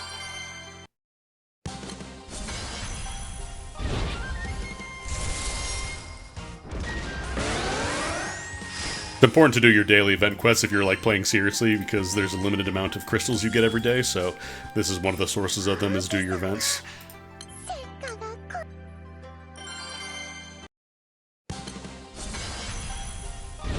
Also, the roster rundown I was doing earlier is just my SSRs. There's a bunch of SR and rare characters as well, but they don't make those anymore outside of events. There we go, because yeah, you get 50 free crystals and then you can also do your token draws. Let me actually clear my free nightmares too. Free pulls, I don't know if you can still do them, if you might have 13 minutes to do them, potentially. Yeah, I'm not doing 4 more resets for Fossil Logia pages. That's not happening. Wow, an SSR! Oh my god, it's a silver box. Let's do the rest of my token draws. Alright. Because yeah, they realize that nobody really fields rare and SR characters anymore outside of like when you first start the game, so they just figured all new characters are SSRs, which makes sense, but... Alright. I think some of these might take time limit. Oh yeah, crystals from token draw are time limited for some reason. Just make sure you pay attention to those.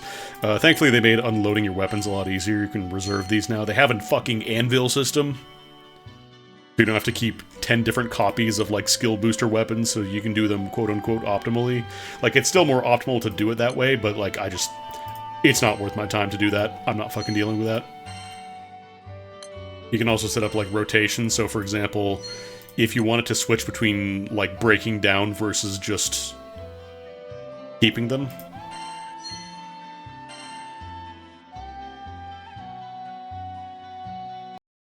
Well, no, I know the 200 rolls the last roulette, but I thought that was like I don't know if that's still active from the previous day. Because I think it's still technically the same day. I don't know. If you're not sure, go check if you haven't done so already, because you don't want to miss out on 200 free rolls by 12 minutes. Just go and do it. Is Versusia worth sunstoning? Apparently she will be quite good if you have like a fully developed endgame team. But if you are a new player, apparently the general consensus is just wait. Because you're not going to benefit as much compared to doing something like Bubs. Yeah, I want to check that artifact. Where does that live? I think it's in supplies. Apparently I have a golden gift. 3 summon vessels, oh my god. Let's see wonders.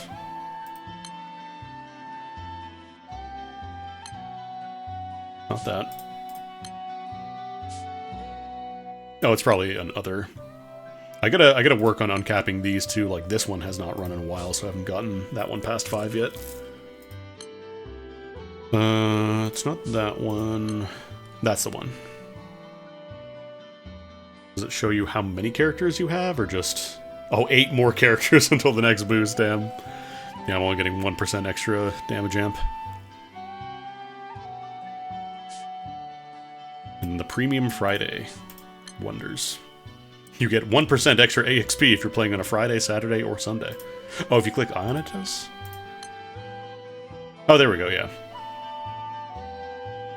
So I currently have 602 characters.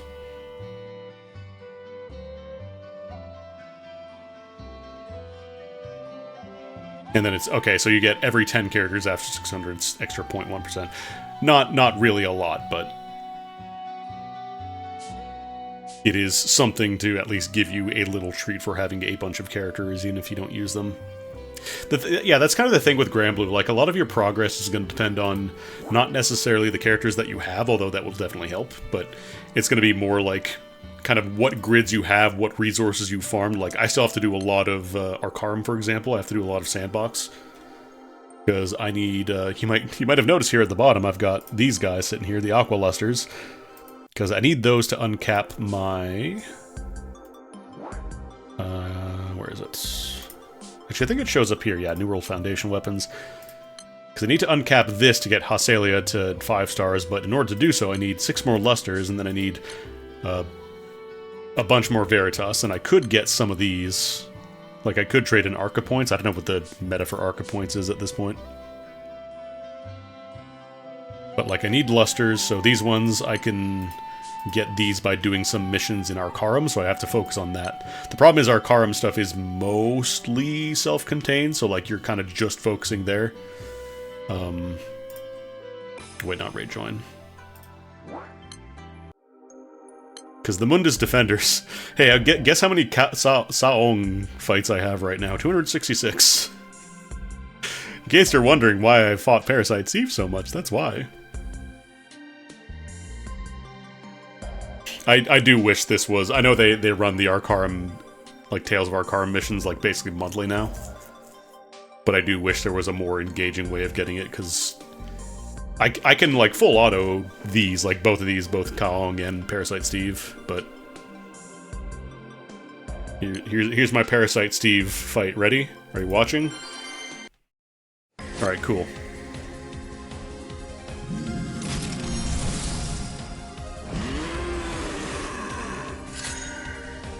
That's it. So you just do this a billion times, and then you get... the treasure chest, which you open for Lusters, or not Lusters, oh no, it is Lusters. I'm thinking of the other one, the sparkly one that you get from fighting the zone bosses. So you just do that over and over, and that's why I have 266 attempts, because you stock attempts at this boss for how many times you fight this guy. So I kind of hope they introduced a slight reduction on the amount of grind required once they get further in, because I gotta fight the Famian gun. This one will get me a good amount. This gets me the sparkly guys, whatever they're called. I'm not quite at the point of attacking and killing Steve yet. I think I still need Bubs at this point. My grid isn't super well developed. Because these root bosses also give you the... Are these Lusters? These are Lusters. Oh no, I'm thinking of Veritas. Veritas is the one that I'm gonna need a lot of. I need to do these fights anyways to get my guidebook completion. The big difference between Sandbox versus just regular Arcarum, if you haven't played in a while, is that Sandbox has additional passive buffs you can give to your characters. Whereas Arcarum itself is just like, you have the different grid and you don't get a support summon, and that's kind of it. And you get really obnoxious mission restrictions like, this one can only use rare characters.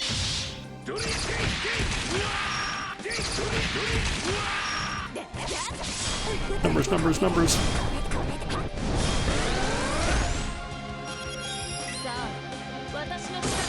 Might just back out now and finish the fight. Ah, no, one more turn. Not that I need to summon that, but... Lock out, ho!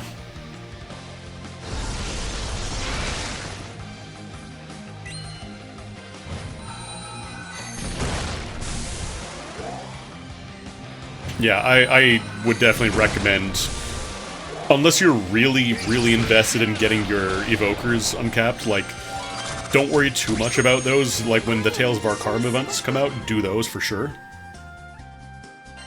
But yeah, if you have Bubs fully uncapped, you can one-shot standard Arcarum, but most people probably won't have that if they're still having trouble getting through regular Arcarum. But yeah, these ones give you a couple of Lusters. Apparently, somebody was saying the Mundus Defenders also give you a lot. I don't know if you get Lusters from these boxes, though. Let me test. Let me do a couple more Steve kills. Because I don't think I can do a regular attack and kill in one shot. Let me see.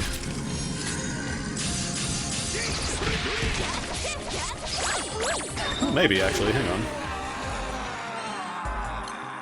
Is that... The question is this consistent, or do you have to get lucky with crits? Let's see. Because, yeah, you need at least one Evoker for Sandbox. Okay, 2.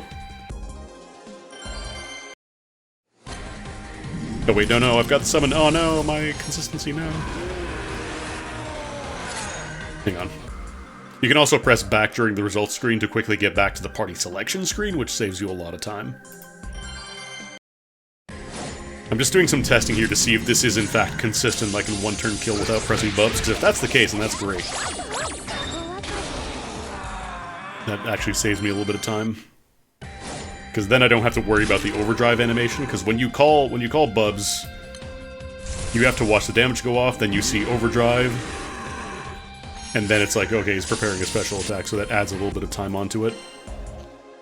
But I think we might actually be consistently getting triple attacks and one-turn kills.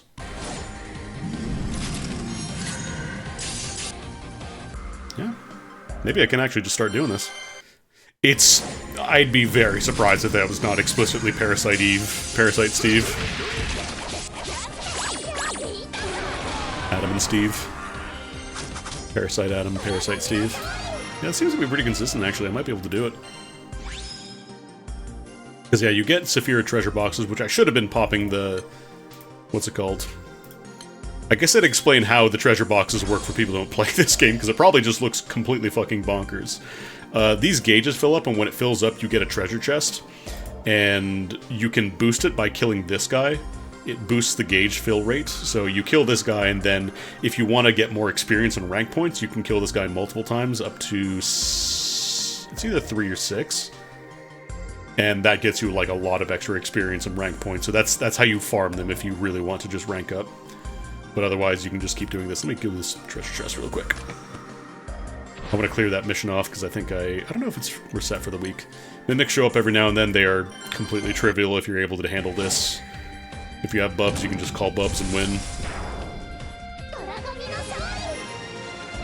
Basically just gives you a nice little AP recovery. You get a couple random goodies. There's a Gabriel Anima.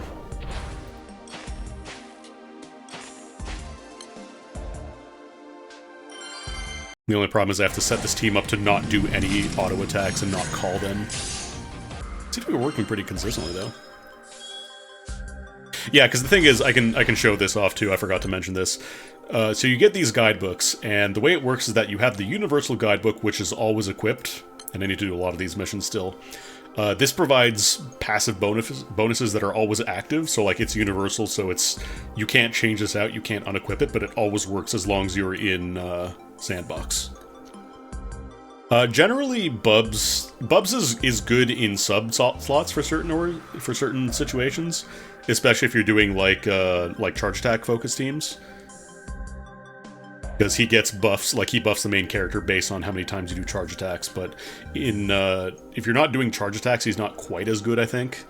But for main summon Bubs, he's great because you always have Boar. Like, you always have basically 10 million damage right out of the gate. You always cause maximum attack and defense down, so you're always going to deal max damage. And you get... what else do you get? I think there's something else on it. I think you get, like, buff clears as well if they have buffs. But yeah, back on guidebooks. So you get these nodes in the guidebook. You unlock them by doing certain things, and they give you passive benefits. So these are all attack ups. Triple Dispel, that's what it was. And then certain ones you need to do missions for. So for example, this one you have to kill Goliath Triune to get a skill damage cap bonus. Oh right, 100,000 supplemental damage as part of Boar as well. Oh, I showed off my grid earlier. They're not good, but they're not bad. Very, very mid grids. So this one is like you have to do this mission, so this is defeat Harbinger Stormer 30 times, and you get a skill cap damage up. So the idea is that you focus on the guidebooks with skills that you want. Because then if we go back, there are these ones. You get to pick up to 3 guidebooks, and I think they're locked initially, like you can only equip 1 at a time. but eventually you get access to more guidebooks. So this one, for example, Shockwave Guidebook, focuses on normal attacks. This one focuses on skill damage and charge attack, and this one focuses on boosting, like, bounty hunter skills. So this one just gives you passive bounty hunter, which means just more drops, basically. And a little bit more EXP as well. And the idea is that, like, here are all the guidebooks available. The idea is that by picking the ones you want specifically, you can focus, like, this one's more charge attack, so Thunderclap focuses on, like, boosting gauge, this is triple attack rate, this is charge bar gain, that kind of stuff.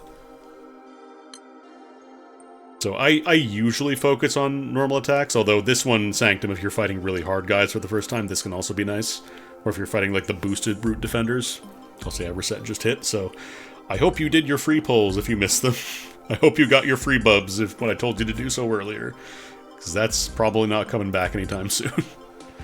And then there's also other missions, like these are just for those books, but there's also things that give you, you know, material rewards. This one is for the Universal Guidebook, some of them are just treats. This one is the Insight, so there's other guidebooks. Basically, there's a lot of stuff to do here, but unfortunately it is a little bit boring. Very turn your brain off, watch a movie in the other monitor, just kind of do this passively. Anyways, the day has switched over. Let's get our daily New Year's treats. Also, in case you're wondering who the fuck is Drungu, that's just my main character. I don't know why I typed that.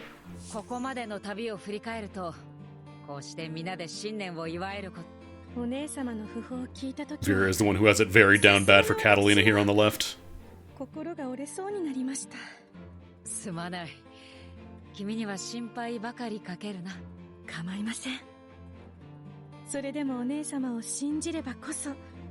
I know you can skip the daily change. I like seeing my treats pile up.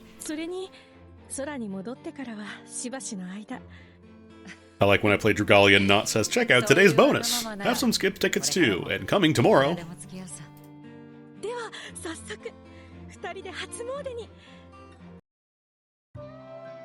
Then you get, you know, daily goodies. It's a gacha game. Oh boy, 6% SSR. They give you different. I'm gonna skip this though. There's too much. They're playing a board game. You can watch it again if you want to. Because they have daily rewards now, like specific calendars for them. Where do I see that actually? Where does that live? Is that in the extras page? Daily bonus. So they now have specific rewards for dates. So for example, these ones are draw tickets, these are crystals, and they also added a mechanic where you can, if you miss a day, if there's one that has like a really good reward that you want, you can buy it for 100 crystals. So like, let's say some days they might give out, I don't know, like I think some days, like very rarely during events, they'll give out a guaranteed SSR, so you can buy that for 100 crystals, which is a pretty good deal. Just, you know, don't buy 70 fucking half elixirs for 100 crystals, that's not worth it. And you always get some half elixirs and soul berries every day. How many am I at now, I wonder? Let's look at my consumables. 17,000 half elixirs, so I'm not going to run out of stamina anytime soon. Let's get our 6% SSR ticket and see if we get anything good. I wonder if the banner... I don't think the banner changed over, did it? No, the banner is still this one. But yeah, no more free draws, so goodbye seasonal players. I hope you enjoyed. Because it's Amaterasu, Verso, Lamorak, and then Chichiri. So you still have more time. If you have enough for a Zero ticket and you really want Versuzia, you can get her. This one here. This is your last day to guarantee it if you want to spend the ticket, otherwise you'll have to wait. Actually, let me see if I get anything from the SR draw first, because this is almost always a bummer.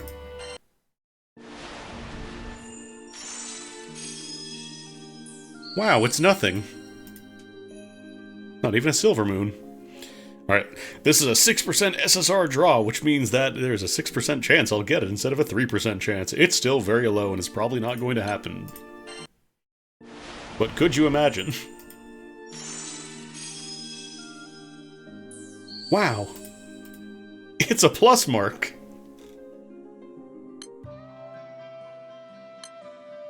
I don't know if these can... It says a chance to draw SSR items from the rupee draw. I don't think I've ever gotten one, and I've played this game for years. I think I saw a screenshot where somebody got a Lucifer. But thankfully they did add the draw everything button. Yeah, the odds of getting an SSR from the rupee draw are so low that you are almost certainly not going to get one. I did want to check something though, because I think I pulled a Lucifer, and I don't know if I could do the full uncap without spending Sunstones now. How many Lucifers have I got? Belial. I have a lot of Belials. I got Summer Bubs because I didn't think I had him, but then I realized I had him already, so could have been a Sunstone. Oh well. Yeah, there's my Lucifer. Because I have one in my inventory.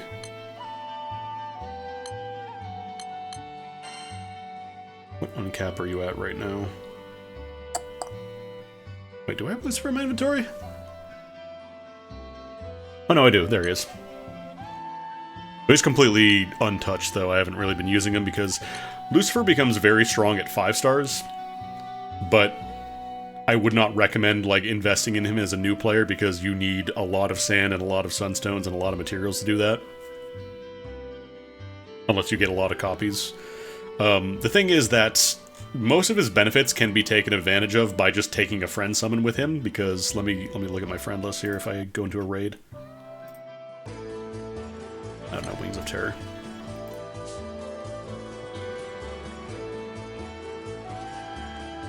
So yeah, level 250 max uncapped Lucifer gives you 150% boost to all elemental attack, 50% boost to max HP, which is huge. And then when an enemy uses a special attack, it also removes a debuff on you, and you get a, I believe, a refresh effect. I think that's what Wings of Pure White does. Might be like a damage up as well. But the problem is that getting to this point requires a ton of investment, to the point where I feel like most people are better off saving their like Eternity Sands for stuff like Evokers and your Magna Summons, your Mega Summons instead. But I want to check and see. I want to look at my crate and see how many Lucifers I've gotten there. How many Lucifers do I have in my funny summon box? Actually, let me reduce first. Don't do this, by the way. Be very careful reducing your summons with SSRs in your crate. I would recommend just not doing it.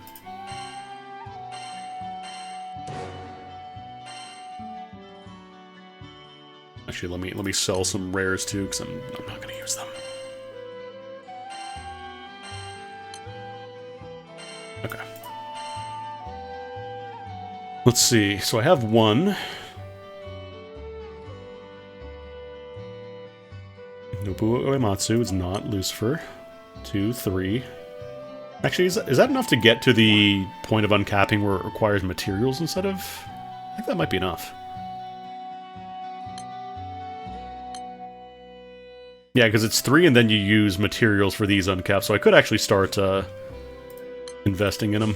Well, not investing, but... Am I still not reserve my rare summons? I don't really care. I do not care about 5 EXP worth of normal summons if I have to do 10 menus to do it. They can go direct into the rupee mines, I don't care. Oh wait, no, I want to focus on light summons. Like I've said, the most efficient way to play Grand Blue is to get it so you spend as little time playing Grand Blue as possible. 2, 3... And that should be enough to uncap without having to spend Sunstones. There is no use case for having multiple Lucifers, right?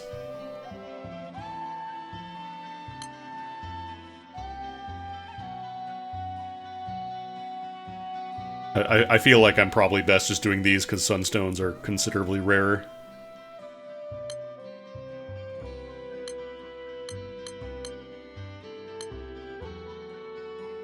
Okay, it's only the primals. Because I knew there was a thing with primals where you need to like reduce them or something.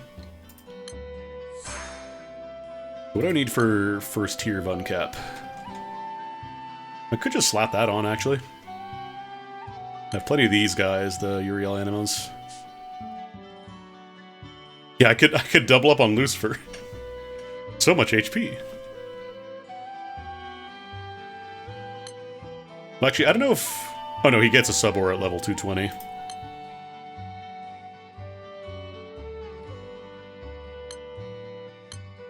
I probably shouldn't, but... Actually, I might be able to do Bahamut too. I feel like I have enough Bahamuts to get to the you need materials to uncap tier. Where's my list? Why am I not filtering by light?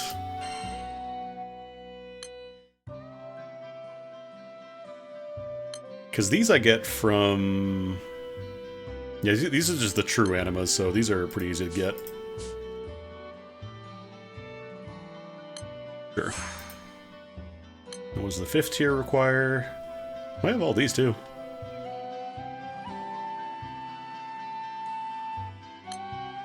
Light urns, centrums. These, I believe, are just from doing the... yeah, I can get these pretty easily.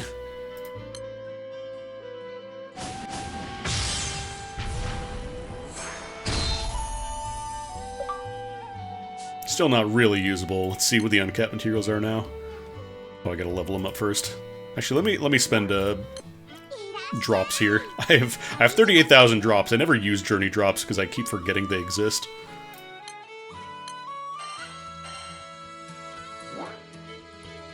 Is it just sand? Actually, I gotta upgrade first. Let's see.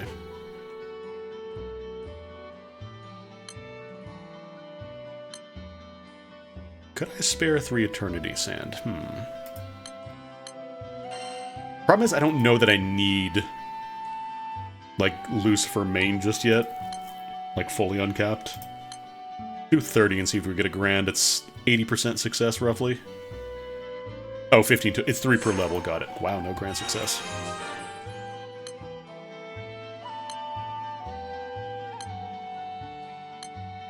Really? 2 in a row. This is why you don't spend money on this game, folks, because the RNG will kill you. Even that wasn't a grand, wow.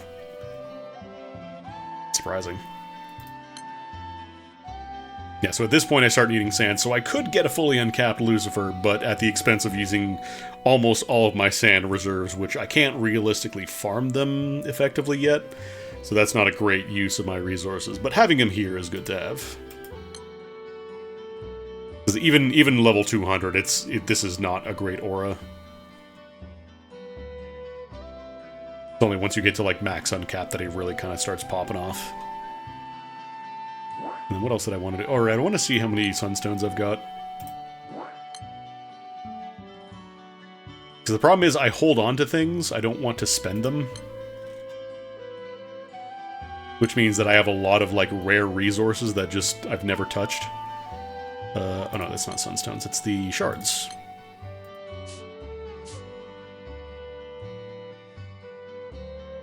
I have a hamburger, what is... Oh, this is lunch.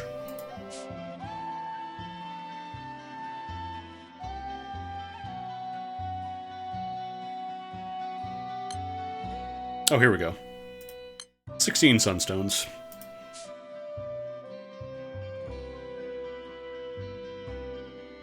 I could do... I mean, I'm not going to. I am nowhere near able to do a primal grid yet, but primal's an option. You might see people talk about, like, primal grids versus, like, omega grids, or Optimus, I think the English version calls it. Yeah, because I think Evokers also use sunstones, so it's worth saving up for those. Because there are primal grids, which are kind of the whale grids, if that makes sense, because they all require items from the gacha for the most part. So, like, here's the Earth primal grid, for example, or Earth examples of weapons. So, like, this one wants multiple copies of this grand weapon. So, like, the Siegfried grand weapon, you need 2 of those. This one, it's also 2 of the pillar drivers. This one, you also use a different Dark Opus weapon, because these are specifically the primal version. Also, yeah, you need a lot of Damascus bars, which I have a good amount, but definitely, again, don't invest in primal grids unless you already have all the pieces you need, I would say. Because the thing with primal grids, it's not just that they're stronger than the other grids, but that when they release new items, it's not like you can just go farm them. You need to pull them from the gacha, so you either save up for sparks or you open your wallet, and I cannot recommend doing that in this game.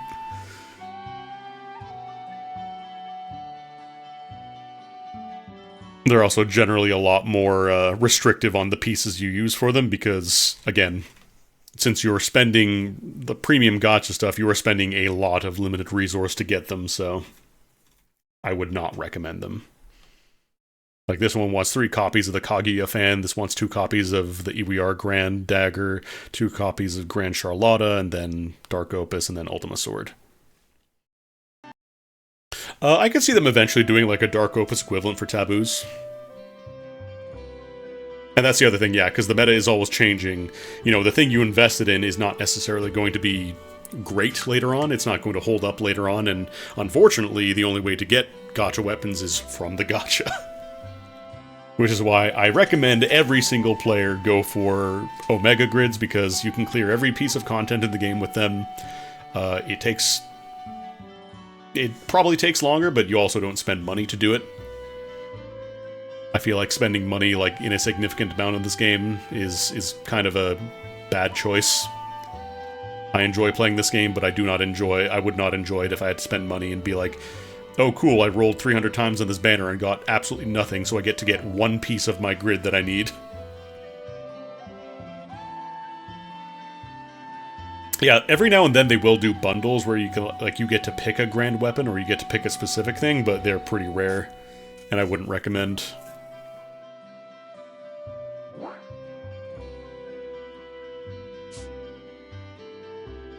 I want to see, where is it? I might run another couple hosts on this guy because people are saying this one might be good for charge attack fire. Oh no, wait, no, because it had the... You need to boost with the aura, so we actually still do want Alabad. Now the question is, how many people are going to join in on Ennead raids? Because of all these weapons, we only want this guy. All of these ones, AES, regular ES, not good. Shields, not actually weapons, well, unless you're playing Shield Swarm, but even then they're not really weapons. And then these don't really get used in grids these days, so...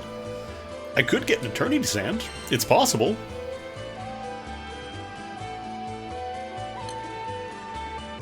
Let's host an Atum and see if anybody jumps in on it, now that the winter missions are done. Like, I have the auto backup request sent out, so it's gonna pop up immediately. Yeah, I really like the concept of GBF grids, it's just that it's not super elegant in how they're done. Oh, AES fell out a long time ago. AES kind of like was a remnant of the Omega to Omega 2 transitional period when they introduced those.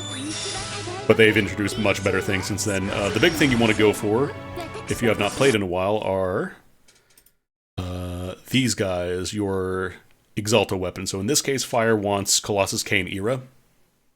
And these drop from the Colossus Era Omega raid in Impossible. And these are generally going to be like the bread and butter for most of your grids if you're playing Omega/Magna. Because these just give you much better benefits, and they're not as restrictive as AES, so you just kind of use them.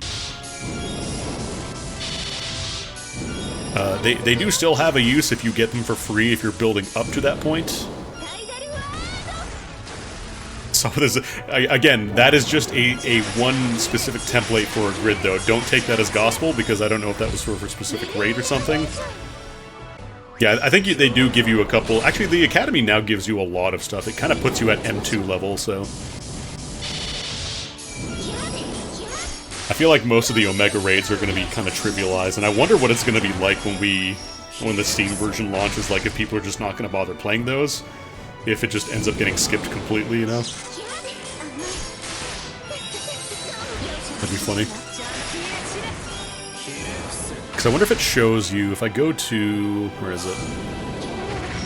The Knick-Knack Academy. So like doing these gets you a lot of items, and you can also pick a grand character when you do the stage 7 tasks. You get to pick one of these 6 grand characters, so I don't know which one is considered the most meta. If you're worried about that, that's not a question for me. I couldn't tell you which one is the most meta. And then you also get your choice of a bunch of non-limited characters as well. So it's a lot nicer to pick. I think EO, yeah, I think I used her the most out of all the grands that I have, because I have all of them, I'm pretty sure. I used Fairy for a little bit, but I haven't used a ton of her. And then you also get to pick an Eternal. You get an Adamant if you get all the tasks done. Terra Adamant, I should say. And then you get to pick a free Eternal. I don't think they're uncapped though. I think it's just you get like the very first one. So you just get a free Eternal, but it is the base Eternal. And then you can also get your, your Welfare Ultima weapon. So you can pick whatever you want, but you get like a lot of stuff now, so it's a lot easier to start off. Yeah, notice how much longer it took to fight Atum this time? Now the people showing up actually need these drops, or just need to farm them for some reason. Hey, Hatsue.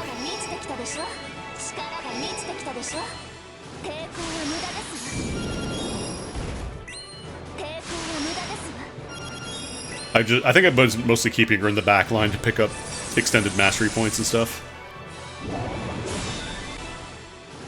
All 6 elements are asking these side stories. I mean, I'm gonna be honest. If you read all the story in this game, you are gonna spend a lot of time. So, like, if you're down with that, that's fine. But there is a lot of text to read in this game.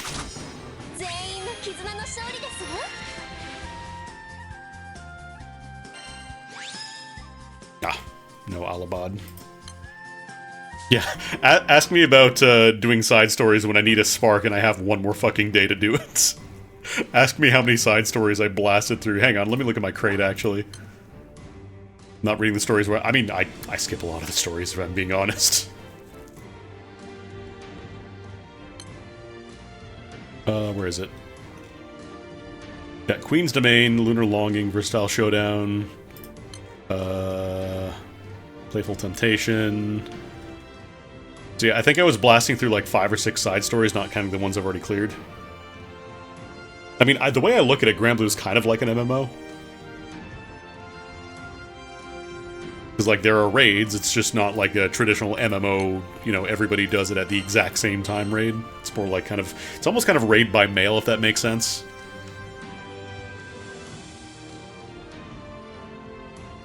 And there's, like, parties, like, you can do co-op rooms and stuff, but there's... Yeah, that's the thing. You can always go back and read it if you really want to.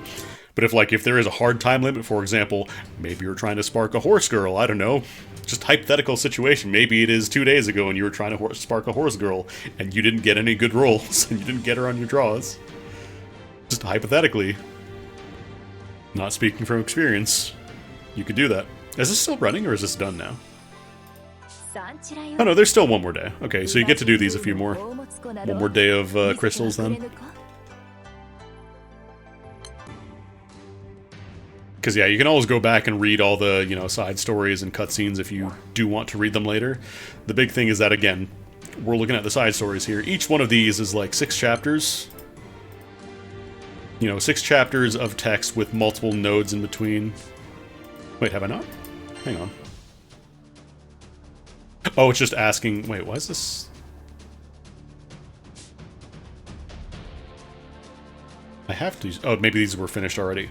But yeah, most of these will have 6 chapters, each with 4 bits of story nodes each, so you're looking at, 12, 24 story nodes for each one, plus the raids you do afterwards. And then the ending and the beginning as well, so there's a lot. And if you just need treasure, I am totally fine with skipping. And then if I decide, I like that character, or if I like this story, if I think I might like to watch it later, then that's totally fine by me. I swear I've done this, because this is the one that you get, Is this the one that you get Relic Buster from? I started doing this just to get my goodies, but I think... Oh no, I'm thinking Spaghetti Syndrome. Maybe I did this...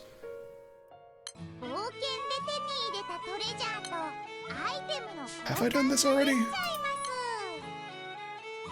Oh, I think this was the one that gave you the permanent access to Relic Buster.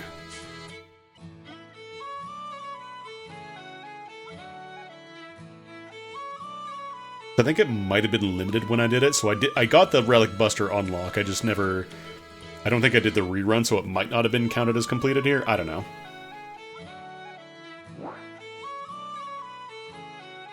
But yeah, that's another good thing I would recommend for new players. Prioritize getting to Home Sweet Moon, because that gets you the access to the Relic Buster quest.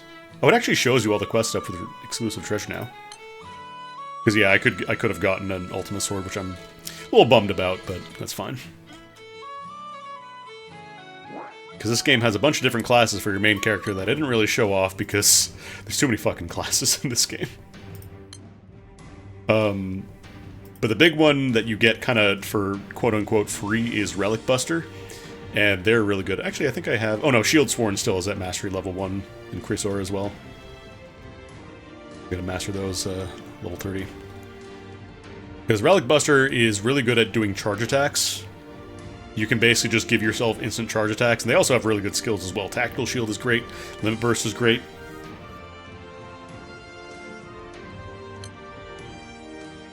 They also kind of get, like, more of a... They get more targets. They get targeted more often, so shields are more effective there. And if you do get hit really hard, then you activate this skill. You activate the skill that gives you the resource you need to power your stuff and give you a little bit of requirement as well. So, Relic Buster is very good. Highly recommended. If you're a new player, you don't know what class you want to kind of aim for, I would recommend do side stories until you get to Home Sweet Moon, then get Relic Buster. Because they also have some really nice options, like guns are pretty versatile, and I know, where is it? I think it's... I want to say it's the Code Geass collab? Yeah, you can get the Varus, which is a really solid main hand weapon for Wind Gun. It's relatively easy to uncap because, you know, it's an event, so it's a lot faster this time around. Apparently I have more premium draws to get. But yeah, the Varus is really good as a gun main hand, so I would highly recommend it. If you're just starting off, you want to go for something. Don't worry too much about the summons and stuff from side stories. They are generally extremely mediocre unless you have absolutely nothing else. I actually need to look at my summons, because I wonder if it's worth spending resources on uncapping my Omega summons at this point.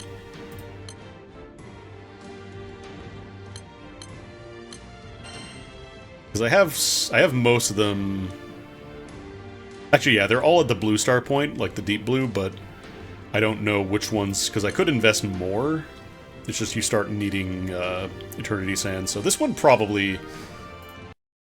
I don't know. I think you do get a step up in damage every time you do it. Is it Geass or Geass? I don't know. I never watched it. But yeah, this is another source of Eternity, or another, what's it called? Need for Eternity Sands. Actually, this one doesn't need sands. I'm gonna do this.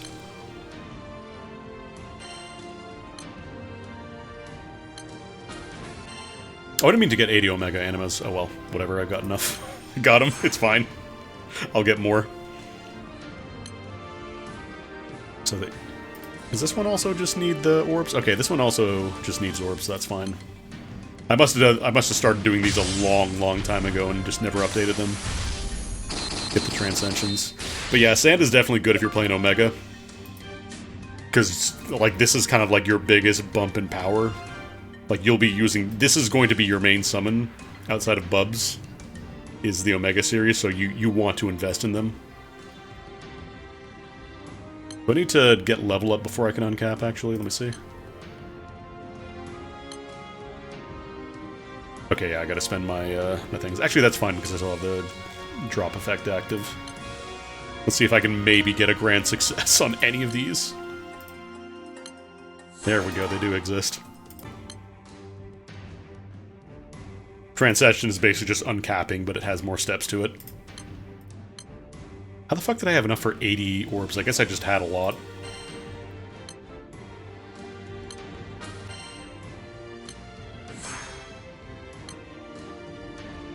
Kinda surprised I never did this sooner. I guess I just never looked at it. Oh hey, the grand successes are coming out now that I'm not spending 20 cups. Great. So I think 220 it's free. After that it starts needing, like, sands, so let's start doing that. Oh, I know it's 10 for 1 Omega. I was surprised that I had enough to get 80 Omegas. I didn't realize I had 800 orbs. So, I mean, the thing with Grand Blue is you kind of have to work on all of your grids. Like, you can't really just do one grid for every situation. It's not really been a thing for a while. Oh, great. Grand success on my final. You will need every element to farm everything. Want to get these all to level 220 at least, because that doesn't need sands. Just make sure before you spend your sunstones on bubs, make sure you don't have extra copies in your box. Because Beelzebub specifically, you cannot have more than one of him in a team, so like there is no situation in which you could ever need more than one fully uncapped, although I still have a bunch in my box, just in case. There we go. Maybe people will actually want to add me as a friend now that I have my summons a little more bumped up.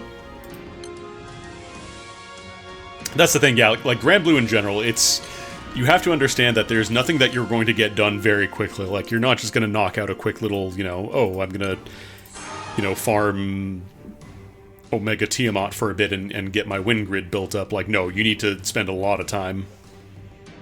Yeah, let me get my friend code in case you want to add me. I don't care if you play regularly. I have space on my friends list. Where do I find my friend code? Oh, 13 friends? Damn, I thought I had more. Under profile. Yeah, there you go. 171423331. Just drop it in chat in case you want to add me. Why the fuck was my message 5? I don't know why my message is 5. I could not tell you.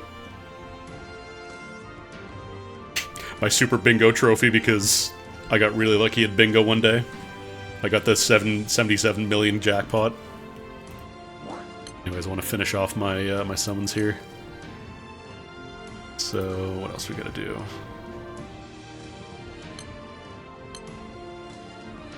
Omega... Oh, right, filter. Wait.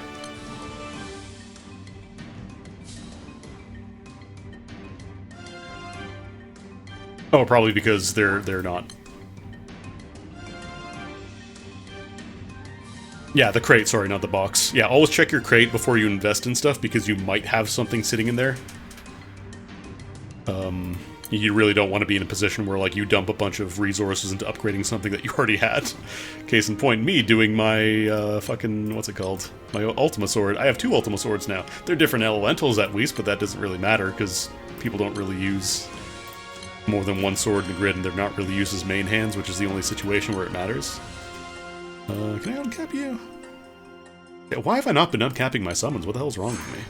I guess I had just assumed I was at the point where they need sands, so I just haven't been spending them, but I probably should.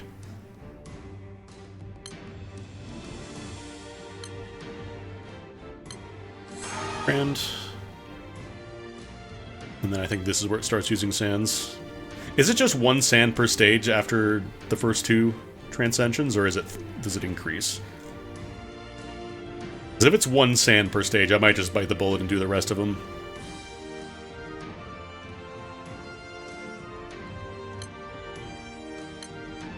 One sand per? Okay, so that'd be 15. No, that'd be 10. Wait, no, that'd be 12. That'd be 12 sands in total. Sands Undertale. Do I want to invest all in my summons, or should I save for my evokers? Because I will need something for Hasalia, because I definitely want to get her.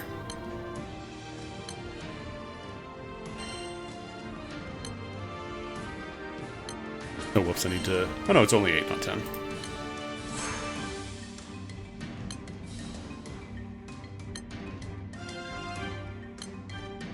I'm never going to use the special uncap items, or the upgrade material items. Okay, that'll help a little bit at least, get my teams a little more powerful. Why do you have an upgrade? What? Why is it only showing Leviathan Omega? Why is it only showing these 2 in the upgrade tab? That's so strange.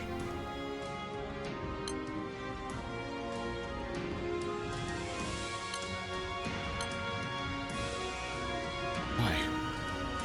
Because you're maxed out. I can't dump any more experience into Leviathan Omega. Why?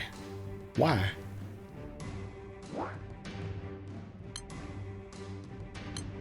Just reflexively go to my crate to pick up anything. I saw the word crate, like, I gotta check. I also need to check and see, I wonder if I have any packed items. I really wish you could filter the stuff in your crate. I don't think they're ever going to do that, because I think they want people to spend money on stash expansions and stuff. Oh, that might be it. I might have an aura filter on. That's very possible.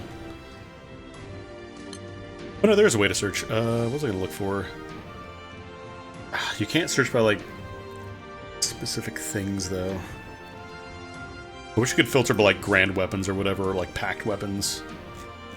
Oh no, I go through and reserve all my, like, trash items pretty regularly. It's just that, you know, we did 200 draws yesterday, so there's going to be a lot of trash items in here still. God, this game would be a nightmare if they never added the... I probably would have stopped playing completely if they never added the anvils and stuff. And the cups. Just imagine having to carry 200 different skill fodder items so you didn't use them suboptimally.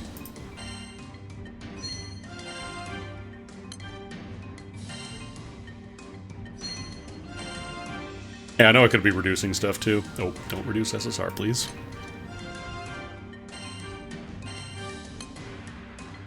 Wait, why is it not reducing those? Oh, probably because... I might have filters set up for these. There we go. Because, yeah, you get a couple of extra stones, but I feel like I'm kind of swimming in these for the most part.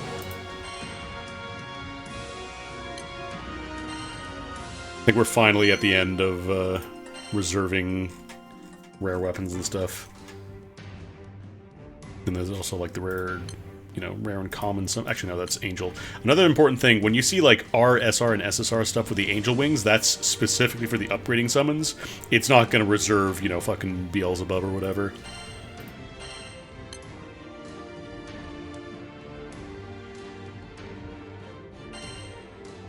I think we sold the rare summons already, yeah.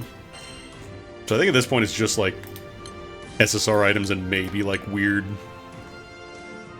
Oh, I didn't get these. Maybe because they don't have skills? I don't know. Wait, this came out of skill level 10. Why are you skill level 10? That's weird.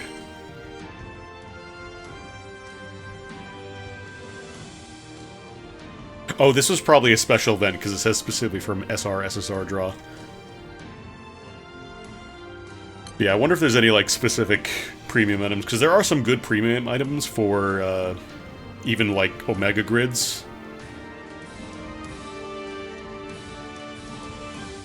Although, I would recommend checking the wiki for these. If you go to, where is it?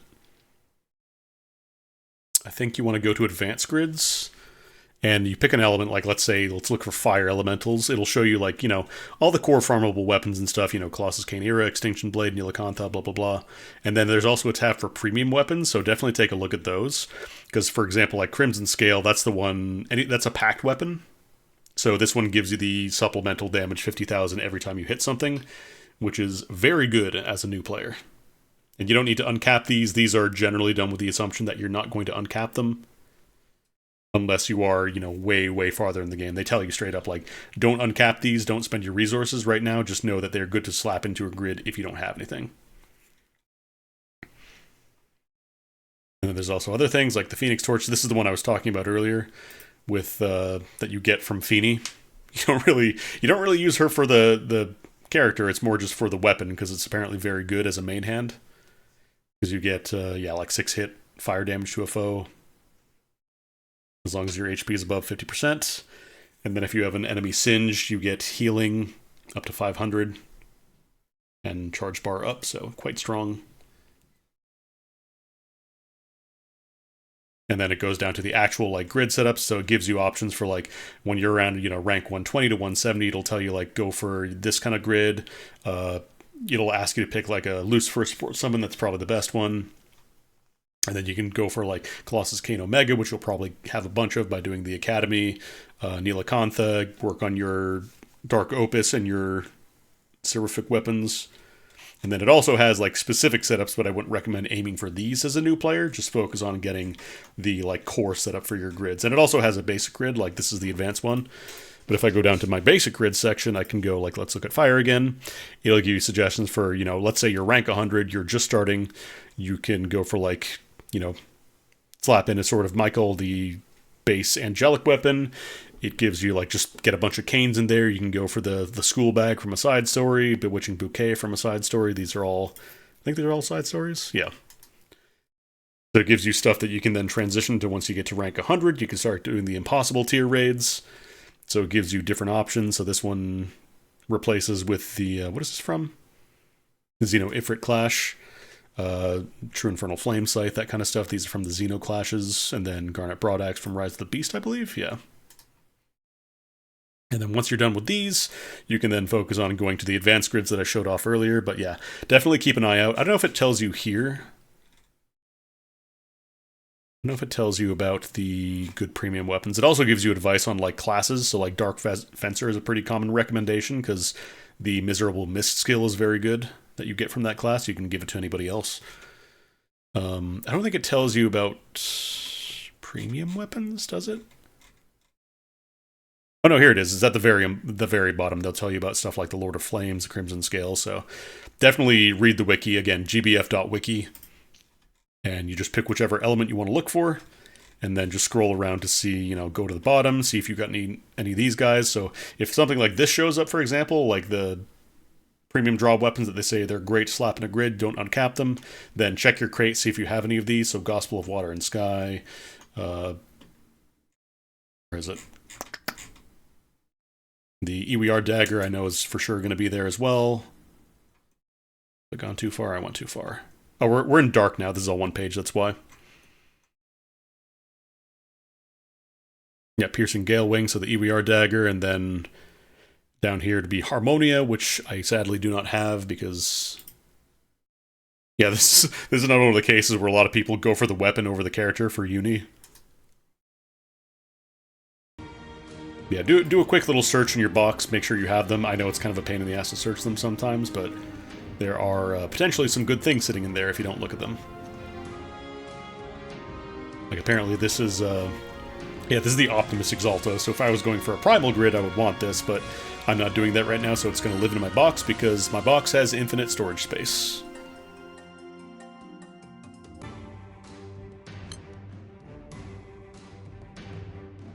I have so many pieces of wood, dude. I have so many 2x4s. The biggest problem is that a lot of the premium weapons kind of suck. Like, the vast majority of SSR weapons you pull from the gacha will not be as good in a grid as just simply, you know, dropping in your Omegas. But at the same time, it does suck if you do want to build Primal, because then you really have to fish for the good stuff. I don't know that any of these are good.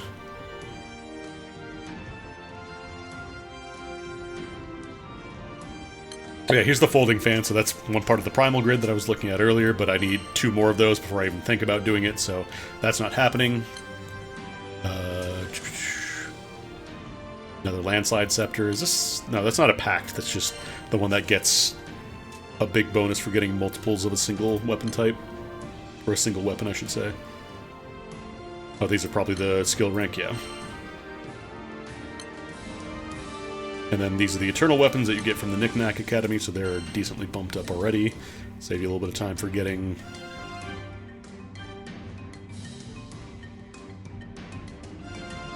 No, it's pretty common, I think, to have multiple copies of packed weapons.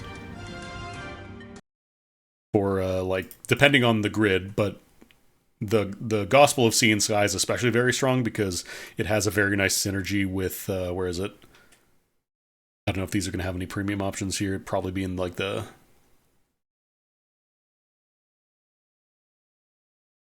Probably live in the primal weapon, let's see.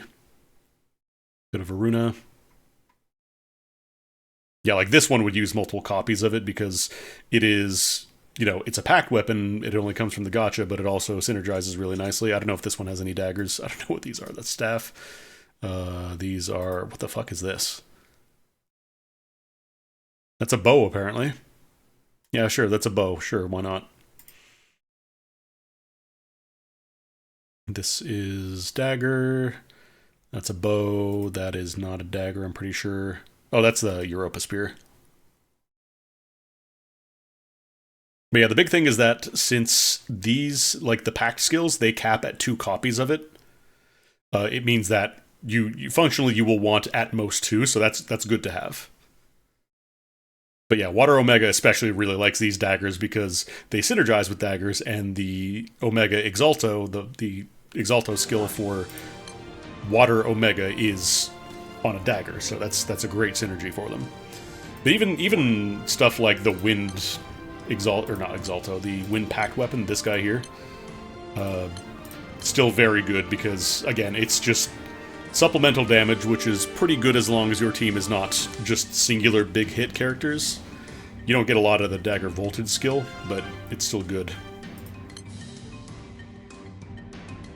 But yeah, I think that's going to be it for Grand Blue for the day. I think I'm Grand Blued out. I need to stand up and stretch and not look at numbers for a bit. But thank you for coming by, everybody.